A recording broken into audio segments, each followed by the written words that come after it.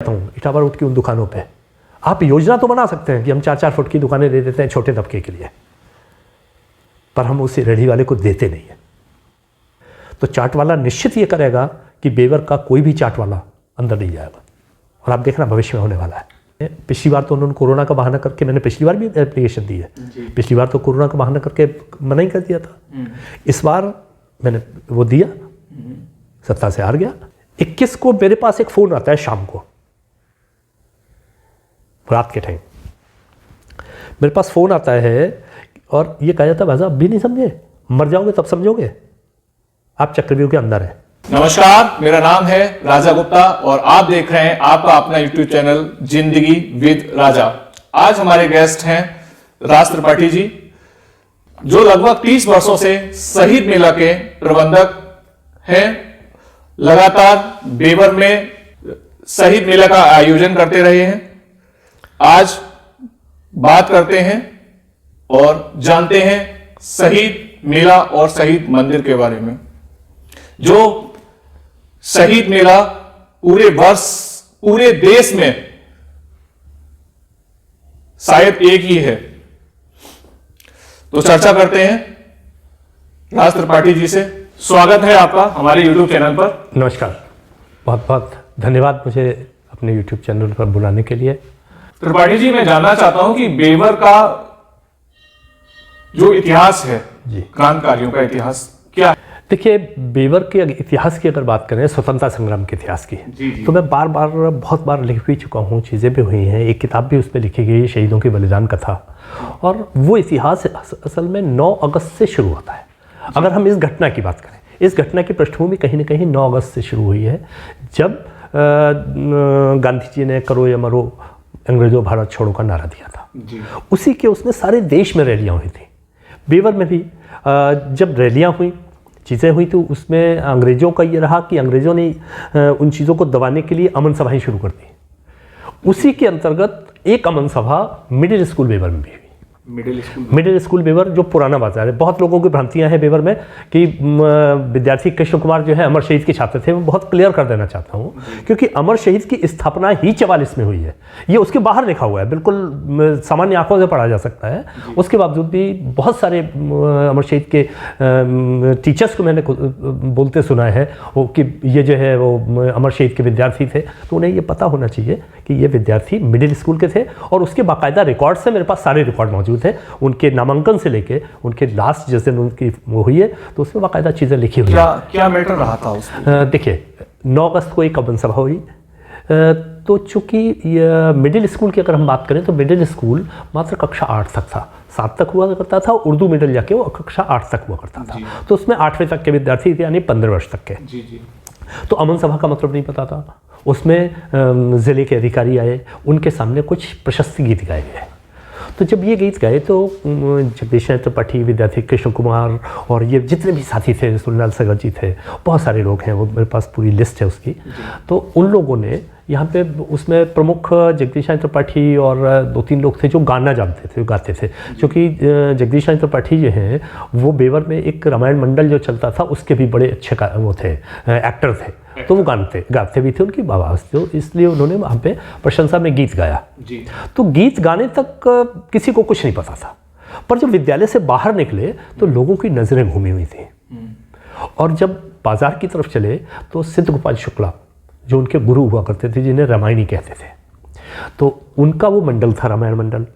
उन्होंने बहुत तेज़ आवाज़ में डांटा, जगदीश, क्या तुम्हें इसीलिए ये सब सिखाया था कि तुम अंग्रेज़ों की प्रशंसा के गीत गाओ?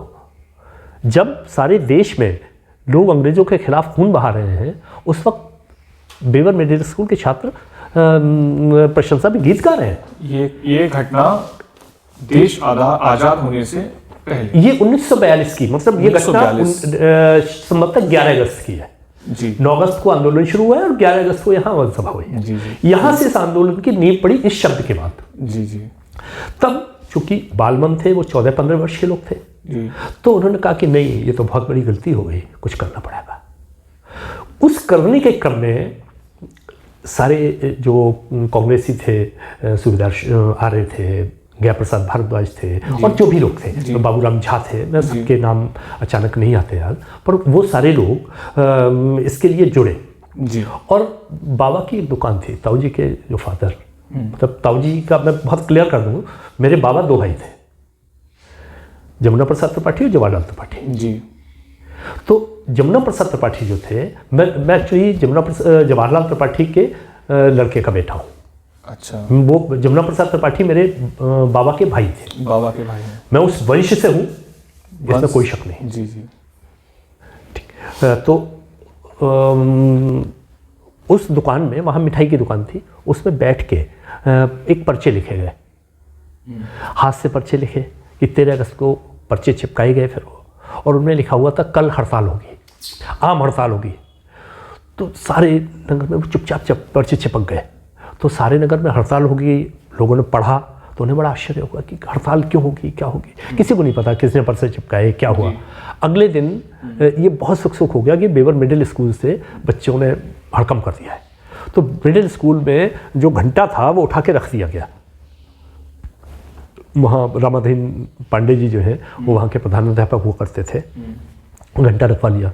तो उनके जो प्रिय छात्र थे, जगदीश त्रिपाठी, सुनील सका और जो भी 2-4 लोग थे, उनमें से जाके उन्होंने घंटा टंटना दिया एक वक्त पे, तो वो बीच में करवा दिया, जबकि डिप्टी वहीं मौजूद थे कि आज ऐसा कुछ हो जाए। तो बहुत लानत होती, सारे लड़के भाग दिए और जुलूस शुरू हो गया। वो जुलूस थाने पे पहुंचा 14 अगस्त 1942 को। 42 में आप बेवर में थाना। 14 अगस्त 1942 घटना की जो तारीख है वो बहुत इंपॉर्टेंट है, वहाँ पे ध्यान रखिएगा। 14 अगस्त 1942 को ये जुलूस थाने पे पहुंचा जी। उसकी अगुवाई जगदीश त्रिपाठी कर रहे थे उस दिन, क्योंकि ये विशुद्ध रूप से छात्रों का जुलूस था। तो वहाँ जब पहुँचे तो थानेदार आले अली को घेर लिया गया। थानेदार कौन रहे थे? आले अली। आले अली। उसे घेर लिया गया। जब घेर लिया तो उसने अपनी पिस्तौल फेंक दी कि बच्चों, अगर मैं ये ना कर रहा होता तो मैं भी तुम्हारी तरह से चलता, और चूँकि मैं नौकरी कर रहा हूँ, मेरे भी बच्चे हैं, इसलिए। और उसने पिस्तौल छोड़ दी। कृष्ण कुमार और इन सब लोगों ने जाके वहाँ पे एक झंडा गाड़ दिया थाने के प्राचीर पे। इतना होने के बाद ये लोग वहाँ से चले आए तो कांग्रेस के एक बड़े लीडर होते थे उस वक्त, गया प्रसाद भारद्वाज, उन्हें गिरफ्तार करके पुलिस ले जाने लगी। तो जैसे ही लोगों को पता लगा तो इन्होंने उन्हें चौराहे पे घेर लिया। जब चौराहे पे घेरा तो एकदम आले अली ने पिस्तौल निकाल ली और ये लगा कि क्षणों में अभी गोली चली।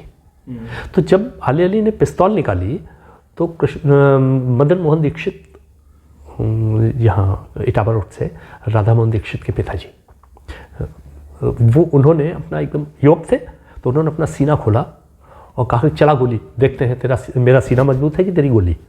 तो जैसे ही ये कहा तो वहाँ पे तेवर की बात होती है, छात्रों में वैसे भी जोश होता है, छात्रों में जोश होता है, और कहीं भी उसके लिए एक जोश को शुरुआत करने की ज़रूरत होती है। उन्होंने जैसे ये कहा तो छात्रों के हाथ में लाठी डंडे थे, वो पुलिस में पड़े और वो पिस्तौल सब लेके साइकिल पर बैठ के भाग गई। ये 14 अगस्त की इतनी घटना है। इसके बाद फिर 15 अगस्त को फिर जुलूस की तैयारी हुई।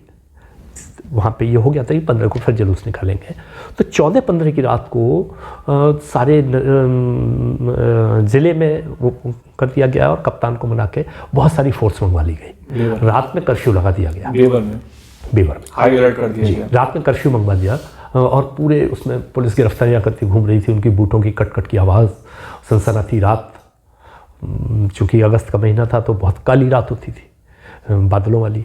तो वो उस रात में एक कुत्ते ने पुलिस वाले पर भौंक दिया तो उसे गोली मार दी। तो इस लेवल का ये मैं घटना इसलिए बता रहा हूँ, इस लेवल का जो मैंने पढ़ा है, जो मैंने ताऊ जी से सुना है या जो मैंने पढ़ा है, क्योंकि 3-4 किताबें इस पे लिखी जा चुकी हैं। प्रोफेसर चिंतामणि शुक्ल लिख चुके हैं, नरेश चंद्र सक्सेना सैनिक लिख चुके हैं, ताऊ जी स्वयं लिख चुके हैं, और इसके अलावा ये सारी किताबें मेरे पास मौजूद हैं और इन सबसे पढ़ा है, क्योंकि सब में कुछ न कुछ चीज़ें एक्स्ट्रा मिली हैं। तो वो सब जो है चीज़ें हुई हैं और मैं स्वयं भी इस पर एक पूरी विस्तृत लेके आ रहा हूँ, क्योंकि सब लोगों ने एक पक्ष ज़रूर छोड़ दिया है कि बेवर में जितने भी लोग थे, जिन लोगों ने इन सब की मुखबिरियाँ की थी, वो कौन थे। अच्छा, वो अगर मुखबिर समझ नहीं आते तो हम शहीदों से भी न्याय नहीं कर पाते। ये मेरा अपना मानना है। तो वो भी तो समझना चाहिए। जैसे हम भगत सिंह की बात करते हैं तो भगत सिंह के साथ हम शोभाराम और शादीलाल की बात करते हैं, दीवान चंद की बात करते हैं, क्योंकि उन्होंने भगत सिंह के खिलाफ गवाहियाँ दी थी और उसका असर ये हुआ था कि उन्हें कफन नहीं मिला था, उन्हें दिल्ली से कफन लेके जाना पड़ा था अपने गाँव। तो ये होना चाहिए था पर नहीं हुआ। उससे कोशिश कर रहा हूँ, बहुत सारी चीज़ें निकाल ली हैं, मेरे पास हो गई है। जब होगा क्या हुआ सर इसमें? तो उसके बाद फिर 14 अगस्त को बहुत टेरर हुआ, सब लोग छुप छुपा गए। 15 अगस्त को कृष्ण कुमार करपिया से खेतों होते हुए पहुंचे। मैं कृष्ण कुमार का जिक्र इसलिए कर रहा हूँ कि वो शहीद हुआ था और एक उदाहरण के जरिए ही सारी बातें बताई जा सकती है। तो कृष्ण कुमार जी सीधे तो आ नहीं सकते, क्योंकि पुलिस लगी थी, तो खेतों होते हुए स्कूल में पहुँच गए। सारे बच्चे ऐसे वहाँ पहुँच गए। कृष्ण कुमार करपिया के रहने वाले? नहीं, रहने वाले ये कुराउली के पास के थे, बेला बसुरा के, पर यहाँ उनकी बहन रहती थी। वो अपने बहन के यहाँ रहते थे, क्योंकि इनके नहीं करपिया में तो वहाँ से ये पढ़ने आते थे। तो इतनी दूर से आना और पढ़ना, तो कृष्ण कुमार जो है वो पहुँच गए, बाकी सारे लोग पहुँच गए। फिर एक सभा हुई, वहीं छात्रों की एक सभा हुई और उसमें ये कहा गया कि आज लाठी डंडे लेके न चलो, क्योंकि ताऊ जी बड़े थे कृष्ण कुमार से 1 साल।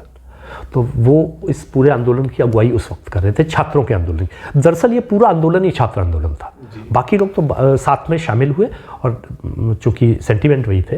तो उसमें जो है फिर जब ताऊ जी ने कहा कि ये लाठी डंडे न लेके चलें बहुत, तो कृष्ण कुमार वहाँ तैश में बोले ये हमारा अंतिम अस्त्र है, कि हम इसे भी छोड़ देंगे। और वहाँ से फिर वो नेतृत्व कमान बहुत हद तक कृष्ण कुमार के हाथ में चली गई।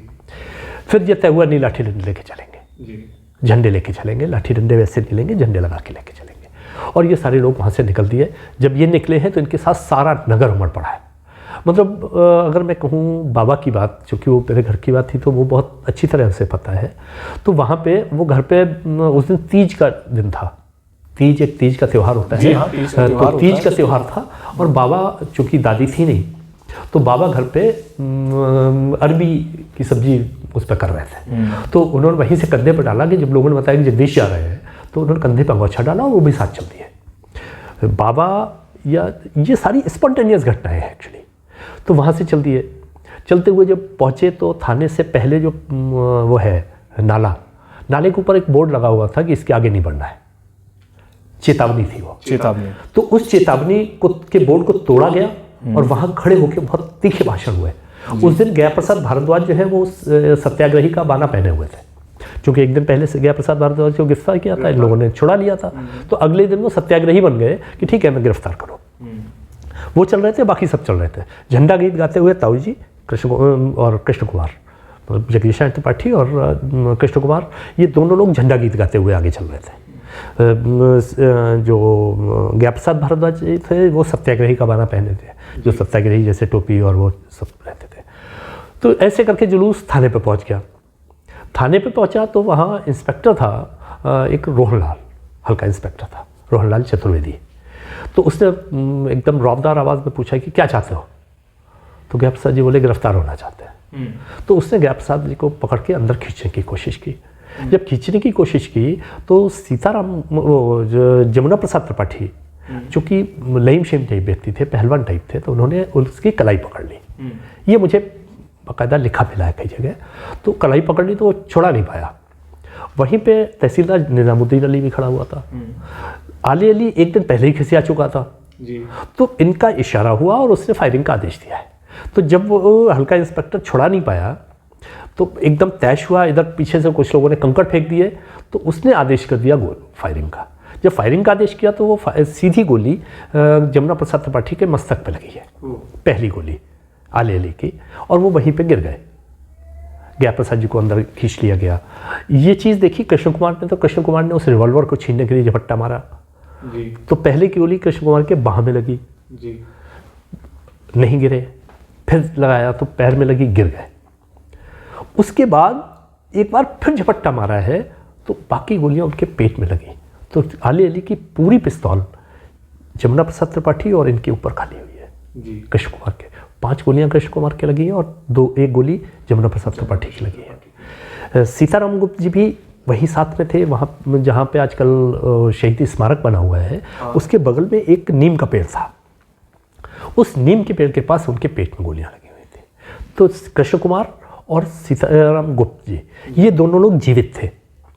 बाकी तो एकदम भगदड़ मच गई, बहुत से लोगों को छर्रे लगे, सब एकदम भगदड़ मच गई। तो इन्हें खींच के अंदर डाल दिया गया। जमुना प्रसाद त्रिपाठी तो ऑन स्पॉट डेथ हुई उनकी, क्योंकि मस्तक पर गोली थी। इन दोनों लोगों को खींच के अंदर डाल लिया। तो ये पानी पानी कहते थे। और आपको आश्चर्य बताऊं कि इनके जो सीताराम गुप्त के भाई थे माशा जी, वो उसी जेल में बंद, उसी अंदर हवालात में बंद थे। वो अपने भाई को मरते हुए देख रहे हैं, वो अंदर से चिल्ला रहे हैं। कितनी दुखद घटना।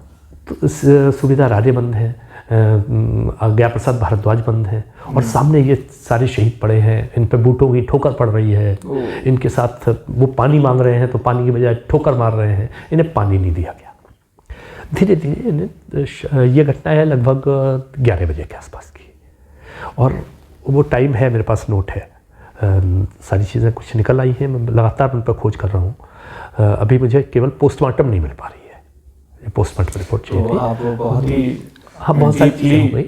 बिना शक जब किताब आएगी तो बहुत विस्तृत आएगी और पूरे सबूतों के साथ आएगी, कोई बिना एक भी सबूत के कुछ नहीं होगा।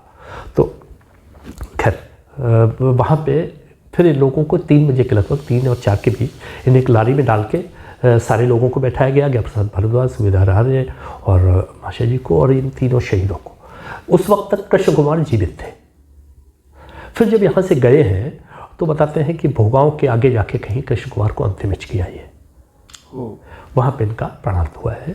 फिर तीनों शहीद वहाँ पहुँच गए। उसके बाद बेवर से रघुवीर साहिब त्रिपाठी और एक लोग, और मैं उनका थोड़ा सा नाम भूल रहा हूँ, शायद सीताराम गुप्त के परिवार के हों, 2 लोग वहाँ पहुँचे जी। तो बहुत ढूंढने के बाद ये मिला कि इनका ये कहाँ है, तो किसी ने कह के बता दिया वहाँ पे है। तो ये वहाँ पे पहुँचे, वहाँ से इन्हें ले जा के दाह संस्कार किया गया। तो रात के अंधेरे में, निबिड़ अंधकार है, रात को 3 बजे है, बिल्कुल अंधेरी रात है। अब अगस्त की रात को समझ सकते हैं आप। तो 15-16 की रात जो है, उसको ये ले जाके सिंहपुरा के पुल के पास इनकी लाशों पे पेट्रोल डाला गया, डीजल डाला गया, मिट्टी का तेल डाला गया, और इन्हें आग के हवाले कर दिया गया बिना किसी संस्कार के। वहाँ से अफजली लाशों को नहर में बहा दिया गया। ये उस दिन की घटना है। इसके बाद पूरे नगर के द्वारा, ये अंग्रेजों के द्वारा, इसके बाद और चीज़ें हुई कि पूरे नगर पे सामूहिक जुर्माना भी लगा है। इवन अगर इससे और आगे जाए तो इसमें जो सामूहिक जुर्माना हुआ था वो शायद 4000 के आसपास है। उस पैसे को निकल के अमर शहीद की स्थापना हुई है, इंटर कॉलेज की, वहां पे स्थापना हुई है। ये बाकायदा मेरे पास लिखा है, मैं नहीं बोल रहा हूँ, किताबें बोल रही है, और वो उनमें स्पष्ट लिखा हुआ है। सामूहिक जुर्माना हुआ था, थाने में जमा था। फिर बाद में जो भी मस्जिद के संस्थापक रहे लोग, उन लोगों ने ये, भाई देखो, वो जुर्माना सरकार के पास चला जाए, इससे बेटर है अमर शहीदों के नाम जाए। तो उस पैसे से अमर शहीद की स्थापना हुई, न कि अमर शहीद में कृष्ण कुमार पढ़ते थे। ये बहुत बड़ी भ्रांति है। जी, इसको आपने क्लियर किया। ये बहुत क्लियर है, ठीक है। अच्छा, हाँ। ये अमर शहीद की जो आप बात कर रहे हैं, उसी के बगल में एक शहीद मंदिर, जी, शहीदों के नाम पे मंदिर, जी, मैंने देखा है। इसका स्थापना कब, कैसे, क्या, इसका कुछ? देखिए, वहाँ पे 2 स्मारक, 2 वो है, एक मंदिर है और एक स्मारक है। हाँ, स्मारक। स्मारक की स्थापना इसके जस्ट बाद हुई है, आज़ादी के बाद। स्मारक का मतलब है वो जो समाधि है, वो एक्चुअली प्रतीकात्मक समाधि है। क्योंकि वहाँ उसी के आसपास सब लोग शहीद हुए थे, एक जगह है, तो प्रतीकात्मक समाधि बनाई जाए। पहले ये मिट्टी की बना दी गई, उसके बाद अमर शहीद के बच्चों से उसके कुछ चंदे के रूप में पैसे लिए गए, तो उससे कुछ उसका शुरू हुआ। बाद में नारायण दत्त तिवारी ने 25,000 रुपये दिए, तो नारायण दत्त तिवारी से 25,000 रुपये तभी जाए। मेरे पास वो लेटर भी रखा है जिसमें 25,000 रुपये उन्होंने दिए हैं, वो लेटर मुझे मिल गया है।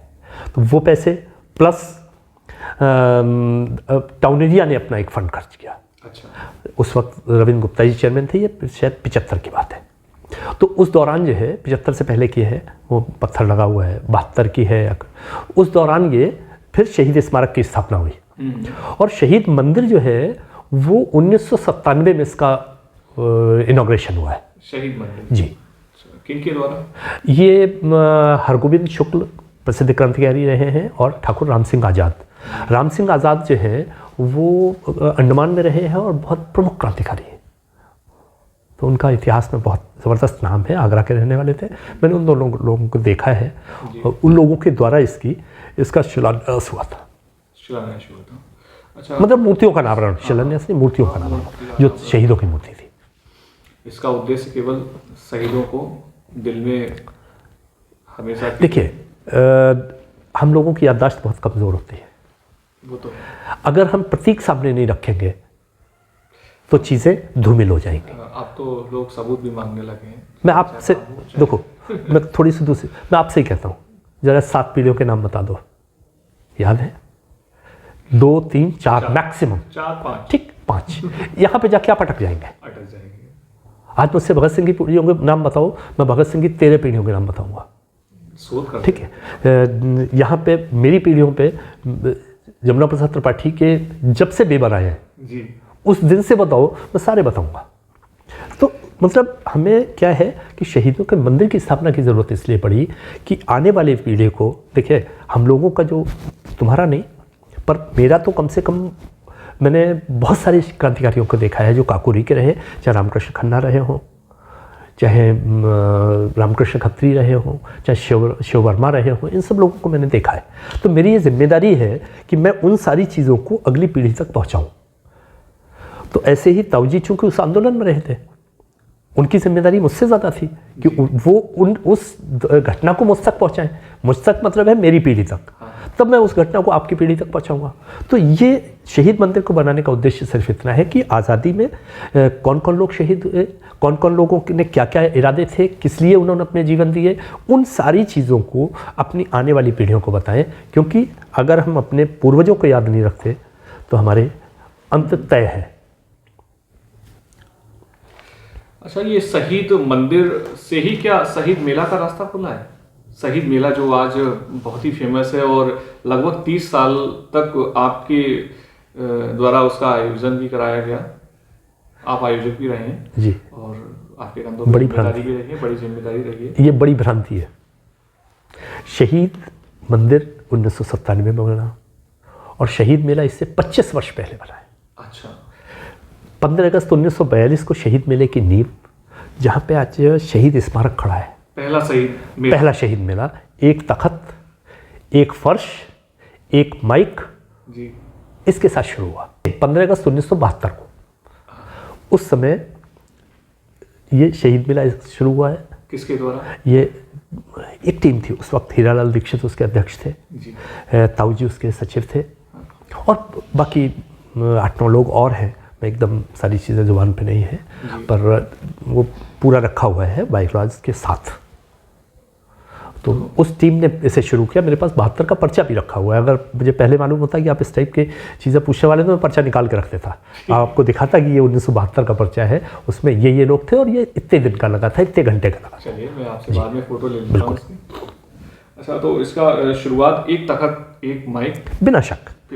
देखिए, पहले 72 में हम लोग बहुत वो हुआ करते थे, एक माइक का मतलब माइक हुआ करता था। हाँ। मैंने ताऊजी को साइकिल से चुनाव लड़ते देखा है। अच्छा, तो आपके द्वारा जो शहीद मेला है वो कब से आपने उसकी बागडोर संभाली? देखिए, एक बात बताऊँ, मैंने 90 में इंजीनियरिंग कंप्लीट की। मैं रुड़की का पास आउट था, 90 में कंप्लीट हुआ। 91 से मैं शहीद मेले में आया। मैंने एक शतरंज का टूर्नामेंट कराया, उससे मैं शहीद मेले में घुसा हूँ और एज ए कार्यकर्ता घुसा। अब क्या भूमिका रही है? देखिए, उसके बाद अब मुझे एग्जैक्ट नहीं याद है मैं कब प्रबंधक बना। उसके बाद धीरे धीरे करीब 15 वर्ष के बाद या 20 वर्ष के बाद मैं प्रबंधक बनाऊँगा। 91 में घुसा हूँ तो बाद में बना के, क्योंकि जब ताऊजी शिथिल होने लगे, उन्हें हेमरेज हुआ, हार्ट की प्रॉब्लम्स आई और उसके बाद में प्रबंधक बनाया गया। उससे लंबे समय तक मैं शहीद मेले के अंदर एज ए कार्यकर्ता ही रहा।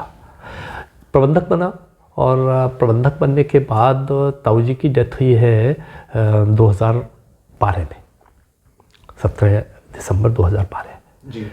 उसके बाद का जो कार्यकाल है वो मेरी तरह से है, उसे मैंने पूरी तरह से किया है 12 के बाद। 12 के पहले ताऊजी करते रहे। भले ही मैं उसकी प्रमुख भूमिका में आ गया था, पर नेतृत्व उनका था। मेरा काम था चीज़ों को लगाना, या जितनी मेरी समझ है मैं उनके संरक्षण में था। उस पूरी टीम के रामबाबू चतुर्वेदी थे, और 12 के में भी रामबाबू चतुर्वेदी रहे। रामबाबू चतुर्वेदी अभी तक पिछले वर्ष तक रहे, लगातार वो संयोजक रहे, मैं प्रबंधक रहा हूँ इधर आके। जी, आपकी जो शहीद मेला, आप जो भी आयोजक आप रहे हैं, इसका कोई सोसाइटी या ट्रस्ट, इसका कुछ? बिना शक 1972 में था, रजिस्टर्ड हुआ।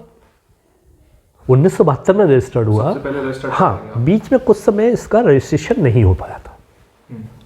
और देखो चीज़ें क्या होती है, दिमाग में कुछ चीज़ें चल रही थी, कुछ वैसे थी, बाद में फिर इसे बाकायदा रजिस्टर्ड करा लिया गया है। सारी चीज़ें हो चुकी है, नो डाउट है। सारे देश में आयोजनों की तैयारी है, और इसके लिए एक आयोजन, देखिए बेवर शहीद मेले का बड़ा भाई है। कहीं भी शहीद मेले आयोजित होंगे तो बेवर बड़ा भाई रहेगा। तो उसमें भी आप, उस कड़ी में मैं आपको बता दूं कि हैदराबाद में, हैदराबाद के पास एक जगह है जहाँ पे एक बड़ी क्रांतिकारी रहे सीताराम राजू, आदिवासी क्रांतिकारी रहे। उनके नाम पर एक शहीद मेले की शुरुआत हम लोग करने वाले हैं इस वर्ष। 99.99 अगर सारी स्थितियाँ ठीक रहीं तो वहाँ होगा। और ये भी बता दूँ ये इनके पीछे क्या है, इसमें टीमें वहीं की डेवलप होंगी, स्वायत्त बॉडी होगी, अपना काम होगा उन्हें सारी चीज़ों को डाटा के साथ उपलब्ध कराना। वहाँ की चीज़ों को तमिल में ट्रांसलेशन शुरू हो गया, तेलंगाना में है वो, तमिल में शुरू हो गया है। बहुत सारा डाटा मैंने वहाँ पर भेजा है, उस डाटा का लगातार हो रहा है। कभी कहोगे तो मैं लैपटॉप पे दिखा दूँगा। तमिल में शुरू हो गया है, वहाँ करना है। एक शाहजहाँपुर में शाहजहाँपुर तो बहुत फेमस रहा है। शाहजहाँपुर जा चुका हूँ, वहाँ बैठक हो चुकी है। इन फ्यूचर शाहजहाँपुर की टीम डेवलप करने की कोशिश कर रहा हूँ। वहाँ अशफाकुल्ला खां और एक दो लोग और हैं, उन सबसे भी बात हुई है, और एक बड़ी मीटिंग भी कर चुका हूँ। और उसी स्थल में कर चुका हूँ जहाँ पे रामप्रसाद बिस्मिल और अशफाकुल्ला खां जिस कक्ष में बैठते थे आर्य समाज मंदिर में, उसी कक्ष में बैठक हुई है, और बहुत पॉजिटिव निकले हैं। कई लोग उसमें तैयार हैं, तो वहाँ की भी एक बॉडी तैयार है। वो उसमें इन सारी जगहों पर मेरा लेना देना केवल एक मेंटोर का रहेगा। मेंटोर का मतलब यह है कि वहाँ की आर्थिक व्यवस्थाएं वो खुद संभालेंगे। एक चैन की शुरुआत कर दी है बेबस। जी, बिना शक मेरा लक्ष्य है 10 शहीद मेले स्टार्ट होना। इसके बाद झांसी, लगभग वहाँ की हम टीम को से बात हो चुकी है, वहाँ भी एक टीम तैयार हो रही है। तो ये शहीद मेले, देखिए शहीद मेला एक चिंगारी है, शहीदों ने शुरू किया था। और आप निश्चित मानिए कि जब अगर ये लिखा गया है शहीदों की चिताओं पर लगेंगे हर बरस मेले, वतन पर मिटने वालों का यही बाकी निशान होगा, यही भावार्थ था बेवर शहीद मेले का। और इसी क्रम को आगे बढ़ाते हुए अगर ताऊजी ने यहाँ तक बढ़ाया, उन सारे सेनानियों ने यहाँ तक बढ़ाया जिन्होंने बेवर के लिए अपना सब कुछ कुर्बान कर दिया, अपने घर तोड़वा दिए, चीज़ें कर दी, बहुत बदहाल ज़िंदगी में जिए। लास्ट में भले ही पेंशन मिल गई तो वो उस कुर्बानी का मूल्य नहीं है। जितने भी सेनानी रहे उनका ये मूल्य नहीं है कि उन्हें पेंशन दे दी तो कोई उपकार कर दिया किसी ने, पर बहुत बदहाली में रहे। उन्होंने अगर कोई चीज़ शुरू की है, मैं उसका केयर टेकर हूँ, मालिक नहीं, मैं उसका केयर टेकर हूँ, और उस चीज़ को कैसे आगे बढ़ना है इसकी पूरी भूमिकाएं तैयार है। आपके ताऊजी तो शायद विधायक भी रह चुके हैं। हाँ, 2 बार विधायक रहे हैं, 67 और 74। कौन सी पार्टी? मैनपुरी में भोगांव से ही रहे हैं, और भारतीय कम्युनिस्ट पार्टी से रहे हैं। वो आजीवन भारतीय कम्युनिस्ट पार्टी में ही रहे। कभी आज की जो राजनीति है उस राजनीति से उनका कोई वास्ता नहीं रहा कि बनने, अगर ये करते तो शायद मिनिस्टर बने ही थे। मुझे मालूम है कुछ घटनाएं, बहुत सारी चीज़ें खोल नहीं सकता, चीज़ें हैं। कब से कब तक रहे सर? वो 64 में रहे हैं, और 67 में रहे हैं, और 74 में 2 बार रहे। तो अयोध्या वाला जो केस हुआ था तो उनके दौरान ही हुआ है? जी, उस वक्त ताऊजी कम्युनिस्ट पार्टी के सेक्रेटरी, स्टेट सेक्रेटरी हुआ करते थे। मतलब स्टेट सेक्रेटरी का मतलब होता है कि अध्यक्ष, क्योंकि कम्युनिस्ट पार्टी में अध्यक्ष नहीं होता, सेक्रेटरी होता है। तो वो सेक्रेटरी थे। और मुलायम सिंह जी जो है वो एक समिति बनती, सांप्रदायिक सद्भाव समिति, जिसका गुमती नगर के पास एक मैदान में, जहाँ आजकल जगन्नाथ मिश्र पार्क है, वहाँ पे एक बड़ा मैदान था। तो वहाँ पे एक रैली भी हुई थी जिसमें ज्योति उत्सव के सारे लोग आए थे। तो उस पूरी आयोजन समिति के, उस पूरी एक सांप्रदायिक सद्भाव समिति के मुलायम सिंह अध्यक्ष थे, ताऊ जी उसके मंत्री हुआ करते थे और बहुत बड़ी मीटिंग हुई थी। जी। राम मंदिर के ऊपर कुछ कहना चाहेंगे आप? राम मंदिर इतना भव्य हम लोगों के सब। देखिए, राम मेरे भी पूर्वज हैं, इसमें कतई शक नहीं। किसी भी चीज़ को अगर आप राजनीतिक करते हैं तब वो अलग होती है, वरना राम से, रामायण से, सीता से या हमारे दूसरे भगवानों से क्या दिक्कत हो सकती है? मैं यहाँ पे शहीदों के साथ यहाँ सबसे ऊपर गणेश जी लगे हुए हैं, हो सकता है कहीं राम की भी लगी है, तो इससे इस पे क्या कहूँ? राम मंदिर बन जाएगा तो मैं दर्शन करने जाऊँगा, इसमें कोई, उसमें क्या है? मंदिर बनेगा, अच्छा लगेगा।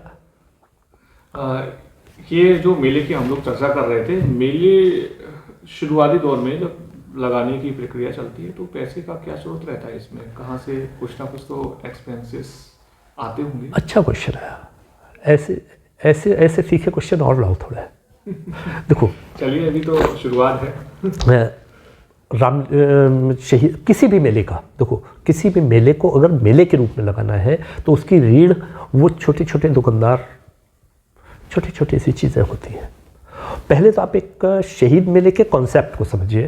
अगर आप शहीद मेले को सामान्य मेला समझ लेंगे तो मुझे नहीं लगता कि आप शहीद मेले से न्याय कर पाएंगे।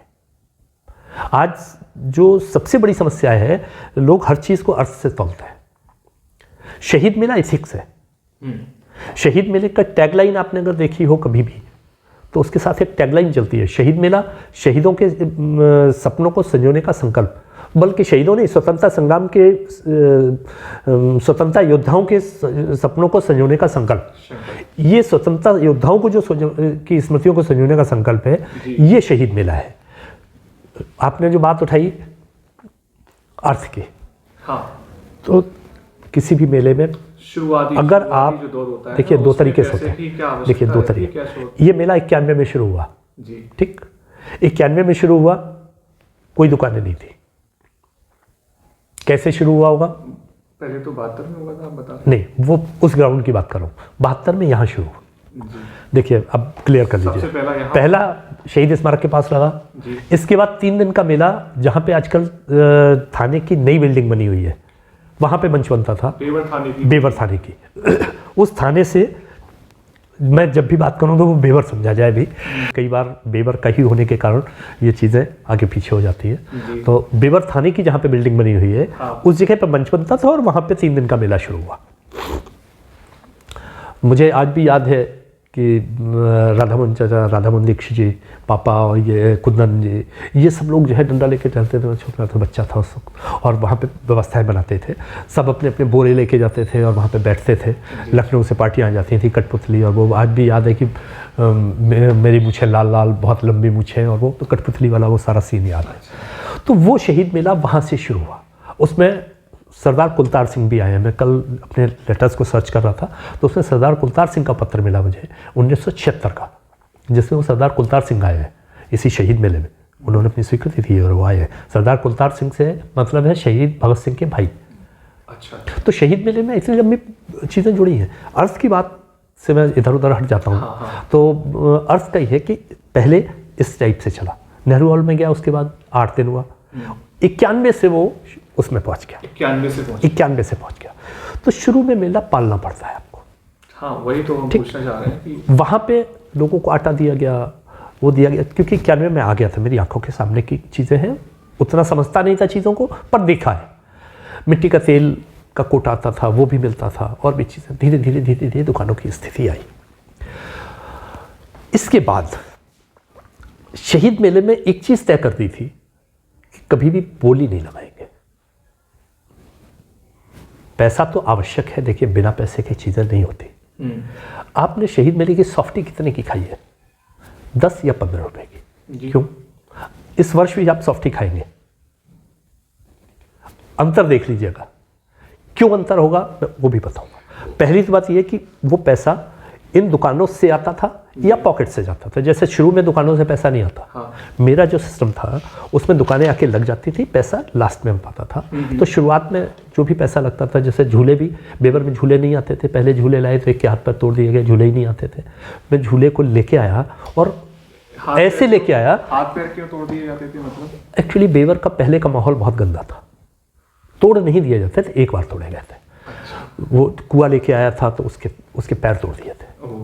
क्या उसके बाद रीजन क्या रहा होगा? वो रात को लोग आए और यार बेवर का माहौल आप समझ सकते हो 90 में कैसा था, 90 के बाद के दशक। आपसे ही जानना चाह रहे हैं। मैं बहुत ज़्यादा विस्तृत नहीं जाऊँगा, फिर विषयांतर होता चलेगा। मैं एक्चुअली पैसे पे आ रहा हूँ, आपका जो मेन प्रश्न है वहाँ से फिर चीज़ें भटकती रहेंगी लगातार। तो झूलों की स्थिति ये थी कि झूलों को जब मैं कई बार प्रयास करने के बाद, एक बार झूला आता था चला जाता था, एक बार आया फिर चला गया, ये होता रहा। मैं ये 2000 के लगभग की बात कर रहा हूँ। उसके बाद फिर मेरी एक हाथरस के मास्टर है, वो थोड़ा सा बात वाला आदमी मुझे दिखा झूले में, क्योंकि झूले में लोग उसी टाइप के होते हैं जैसे। तो उनसे मेरी बात हुई तो उन्होंने कहा कि वहाँ तो ऐसा हो जाता है वैसा। मैंने कहा यार मेरी बात को मान के आप एक झूला भेजिए। तब उन्होंने मुझे एक झूला और नाव भेजी। नाव वाला झूला जो? नाव और एक झूला बड़ा वाला, मतलब बड़ा का छोटा सा झूला था और नाव थी, वो लगी आके। और उनके साथ ये तय हुआ कि लोडिंग हम देंगे, आप समझे, क्योंकि बेवर में झूला नहीं आ रहा था। तो इटावा से वो उठवाया, इटावा से बेवर तक की लोडिंग मैंने खुद दी। उसके बाद और लोगों ने लगाया, झूला लगता रहा जी, लगातार लगता रहा। मसाब लगाते रहे, फिर मसाब से ये हो गया कि आप लगाओ। लगभग उन्होंने 10 साल लगाया और 10 साल में पहले 5 साल तो कुछ भी झूले से 2 रुपए नहीं आए। बात आ गई 2005 तक। उसके बाद 5000, 1000, 2000 इस टाइप की चीज़ें शुरू में रही, क्योंकि तब तक कोई बहुत झूले का बड़ा नहीं। एक तो देखिए झूले की आपको बताऊं कि सर्दियां बहुत होती हैं, रात में चलता नहीं था। मार्केट भी आपका इस टाइप का था कि वहाँ गुंडई हो जाती है। उस गुंडई को रोकने के लिए बहुत सारी टीमें लगानी पड़ी। और आपको आज आश्चर्य बताऊं, मैं जितने भी बेवर के लोग थे जो थोड़े से लड़के वैसे होते हैं, क्योंकि मैं भी लड़का ही था, तो क्या करता था, मैं बड़ा था तो आए दादा झूला झूले बाद जे करें। तो हम क्या करते थे कि लास्ट डे सबको झुलवाऊंगा और लास्ट डे 5-5 के सिक्के जेब में डाल लेता था। तो जो आता था उससे कहता था ले बेटा झूला, 5 रुपये में झूला, 5 रुपये ले पकड़ झूला, पकड़ झूला।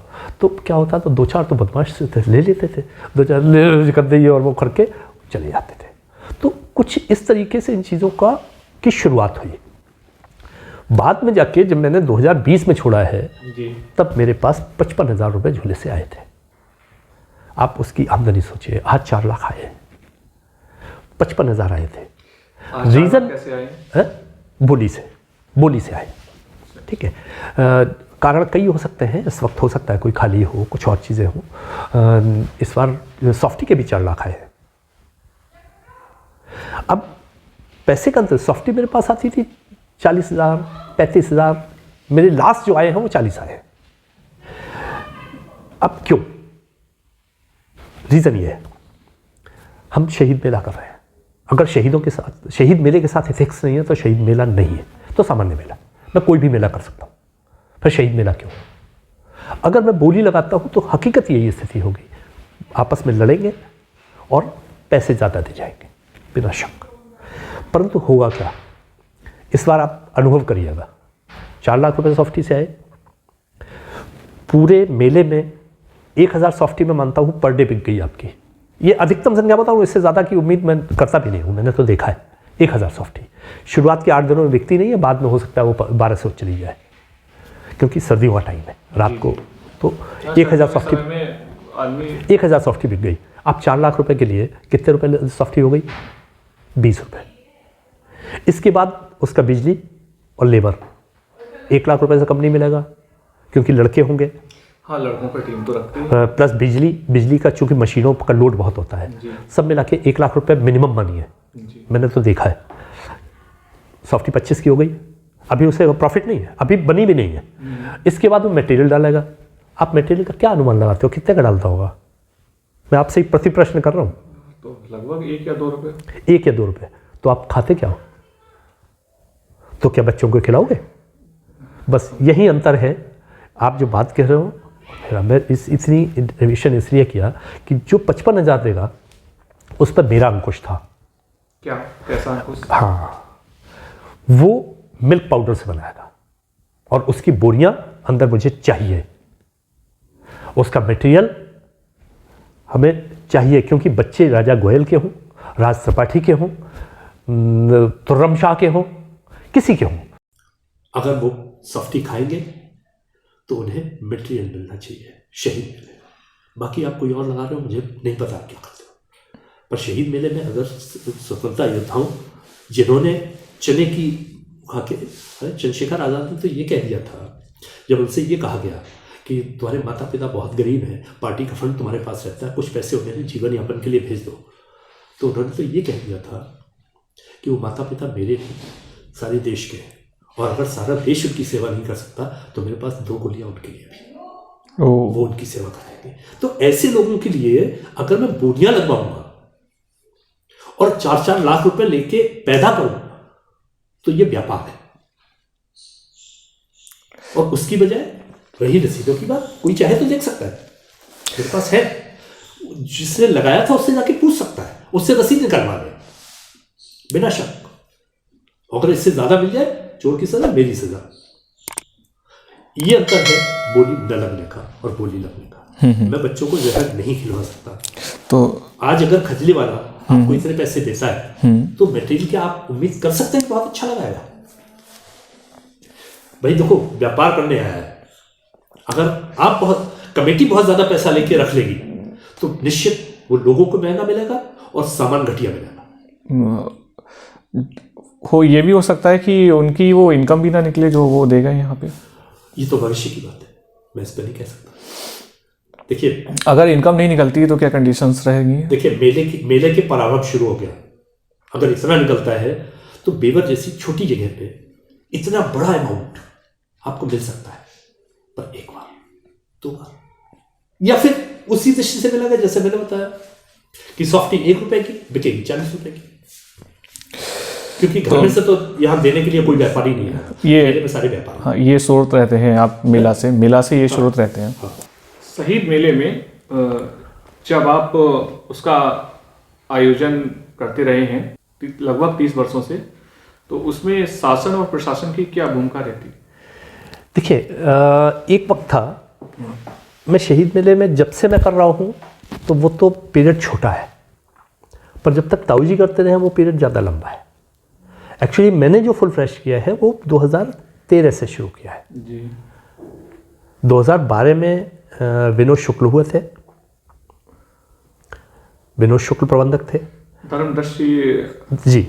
उससे पहले कुछ वर्षों तक मैं रहा हूँ जी। और उससे पहले एक बिल्कुल अलग टीम थी, मैं उसका बिल्कुल एक छोटा सा अदना सा मेंबर था, जो सामान्य समितियाँ होती हैं उसका एक, और फिर बीच में बिल्कुल उन समितियों में भी नहीं रहा पर काम करता रहा। इधर आके 2012 में विनोद शुक्ल जी रहे हैं, 2013 से मैं फिर प्रबंधक बना हूँ और 2013 के बाद चला। तो अगर 2013 की बात करें तो 2013 से शासन प्रशासन का देखिए जो सामान्य सहयोग होता है, आर्थिक सहयोग किसी भी शासन प्रशासन का शहीद मेले के लिए कोई भी नहीं रहा। शहीद मेले में किसी भी टाइप की मेरे समय चंदे की रसीद नहीं बनी, आज तक किसी भी टाइप की चंदे की रसीद नहीं बनी। शासन प्रशासन से कोई आर्थिक सहयोग नहीं रहा। बाकी सहयोग तो देखिए सारा शासन प्रशासन अगर न करे तो आपके बस का भी नहीं अगर मेला लगाना है। शासन प्रशासन बिल्कुल करता रहा, उसमें डीएम से लेके और टाउन एरिया तक के लोग सहयोग में रहे हैं, इसमें कोई शक नहीं। इसमें मैंने देखा भी है, सुना भी है। मैंने जो सुना है स्वर्गीय माननीय मुलायम सिंह यादव जी देखिए कोई इससे शहीद मेला से संबंध रहा है जी। शहीद मेले से संबंध ये रहा है कि देखिए मुलायम सिंह जी ने शहीद मेले को शहीद मेले से शहीद मेला ग्राम विकास किसान प्रदर्शनी तक बनने में बहुत सहयोग किया। शहीद मेला ग्राम विकास किसान प्रदर्शनी क्यों? क्योंकि मुलायम सिंह जी ने अपने कार्यकाल में शहीद मेले के 2 लाख रुपए बजट से आवंटित करने शुरू कर दिए थे। वो हाँ, उन्होंने अपनी गवर्नमेंट में, पर उसके जस्ट बाद जैसे ही बसपा गवर्नमेंट आई तो वो 3 साल पैसे आए हैं ये संभवतः बात है 94, 95, 96 जैसी बसपा गवर्नमेंट बनी है, वो 95 में बनी है, 96 में मुझे बहुत याद नहीं है। तो जैसी बसपा गवर्नमेंट बनी उसने इस टाइप के जो अपरांतीकृत मेले थे, इस मेले को अपरांतीकृत मेले के श्रेणी में घोषित किया था और जितने भी अपरांतीकृत मेले थे उनकी सारी एड बंद कर दी थी और उनके ऊपर एक जाँच लगा दी थी कि इनके पैसे का कहाँ गया। उसके लिए बाकायदा विजिलेंस की टीम आई, फिर विजिलेंस की मुझे आज भी ध्यान है कि वो घर पे बैठी, फिर वो सारे उन्हें रिकॉर्ड दिए गए। जब सारे रिकॉर्ड चले गए तो फिर वो करके चले गए। उस वक्त तक सारी जांच हुई थी, बाकी एक बहुत बड़े पैमाने पे जांच हुई थी। और यही नहीं, जहाँ जहाँ भी इस टाइप का था सबकी हुई थी, ऑल ओवर द यूपी जी, बड़ी जांच हुई थी और उसमें सारे रिकॉर्ड उन्हें दिए गए थे बाकायदा। तो वो उसके बाद कुछ रिकॉर्ड ले गए थे, कुछ हमें लिख के यहाँ पे लिख के दे गए थे ताऊ जी के टाइम, क्योंकि बैठक जो मेरी उस पुराने वाले घर में जो बैठक थी उसी के अंदर ये सारा वाक़या हुआ था। मैं वहाँ बैठा था, तो ताऊ जी थे, मैं था, कुछ और लोग भी थे। तो वहाँ वो जाँच समिति के शायद 3-4 लोग थे, तो वो लोग आए थे। तो उन्होंने एक बार मतलब 3-4 बार जाँच हुई वो उस दौरान, और डीएम के यहाँ से भी फ़ोन आया, वो भी आया, तो वो सब चीज़ें हुई थी। शहीद मेला से विशेष लगाव रहा है मुलायम सिंह जी का? बिना शक मुलायम सिंह जी को कभी भी बुलाया।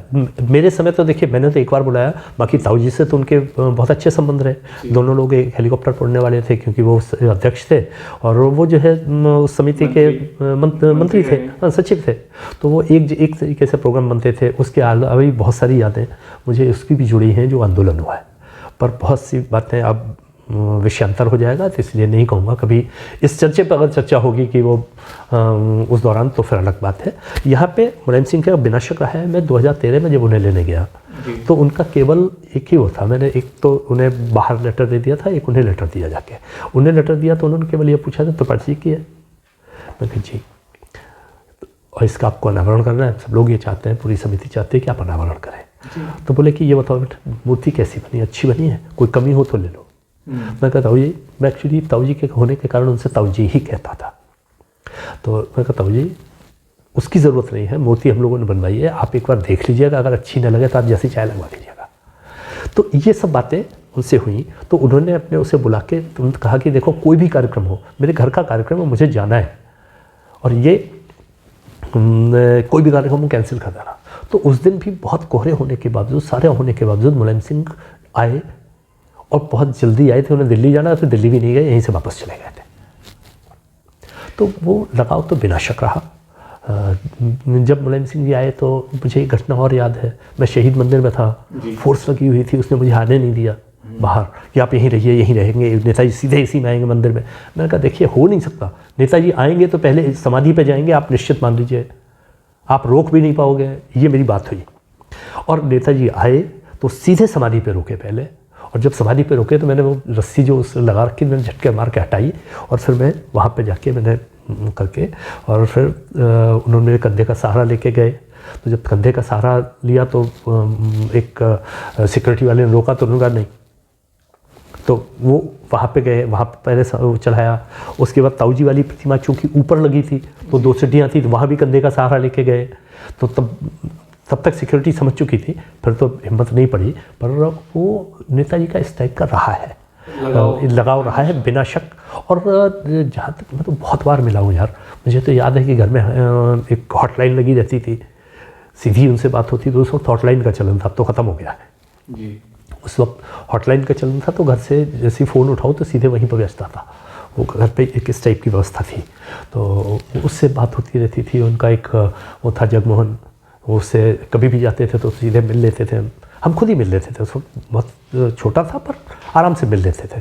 और नेताजी का शहीदों के प्रति बिना शक बहुत लगाव था, फर्जी लगाव नहीं था, वास्तविक लगाव था। रक्षा मंत्री होते हुए उन्होंने इसे बिल्कुल वही कारण रहा कि उन्हें जब शहीदों से लगाव था तो वो शहीद जो थे वहाँ भी उनका वही लगाव आपको प्रदर्शित हुआ। बिल्कुल सही आपने बताया। अगर उनके मन का लगाव ना होता तो यार पता नहीं कितने लोग आए गए, सारी चीज़ें हुई, आज भी आ रहे हैं, तब भी थे।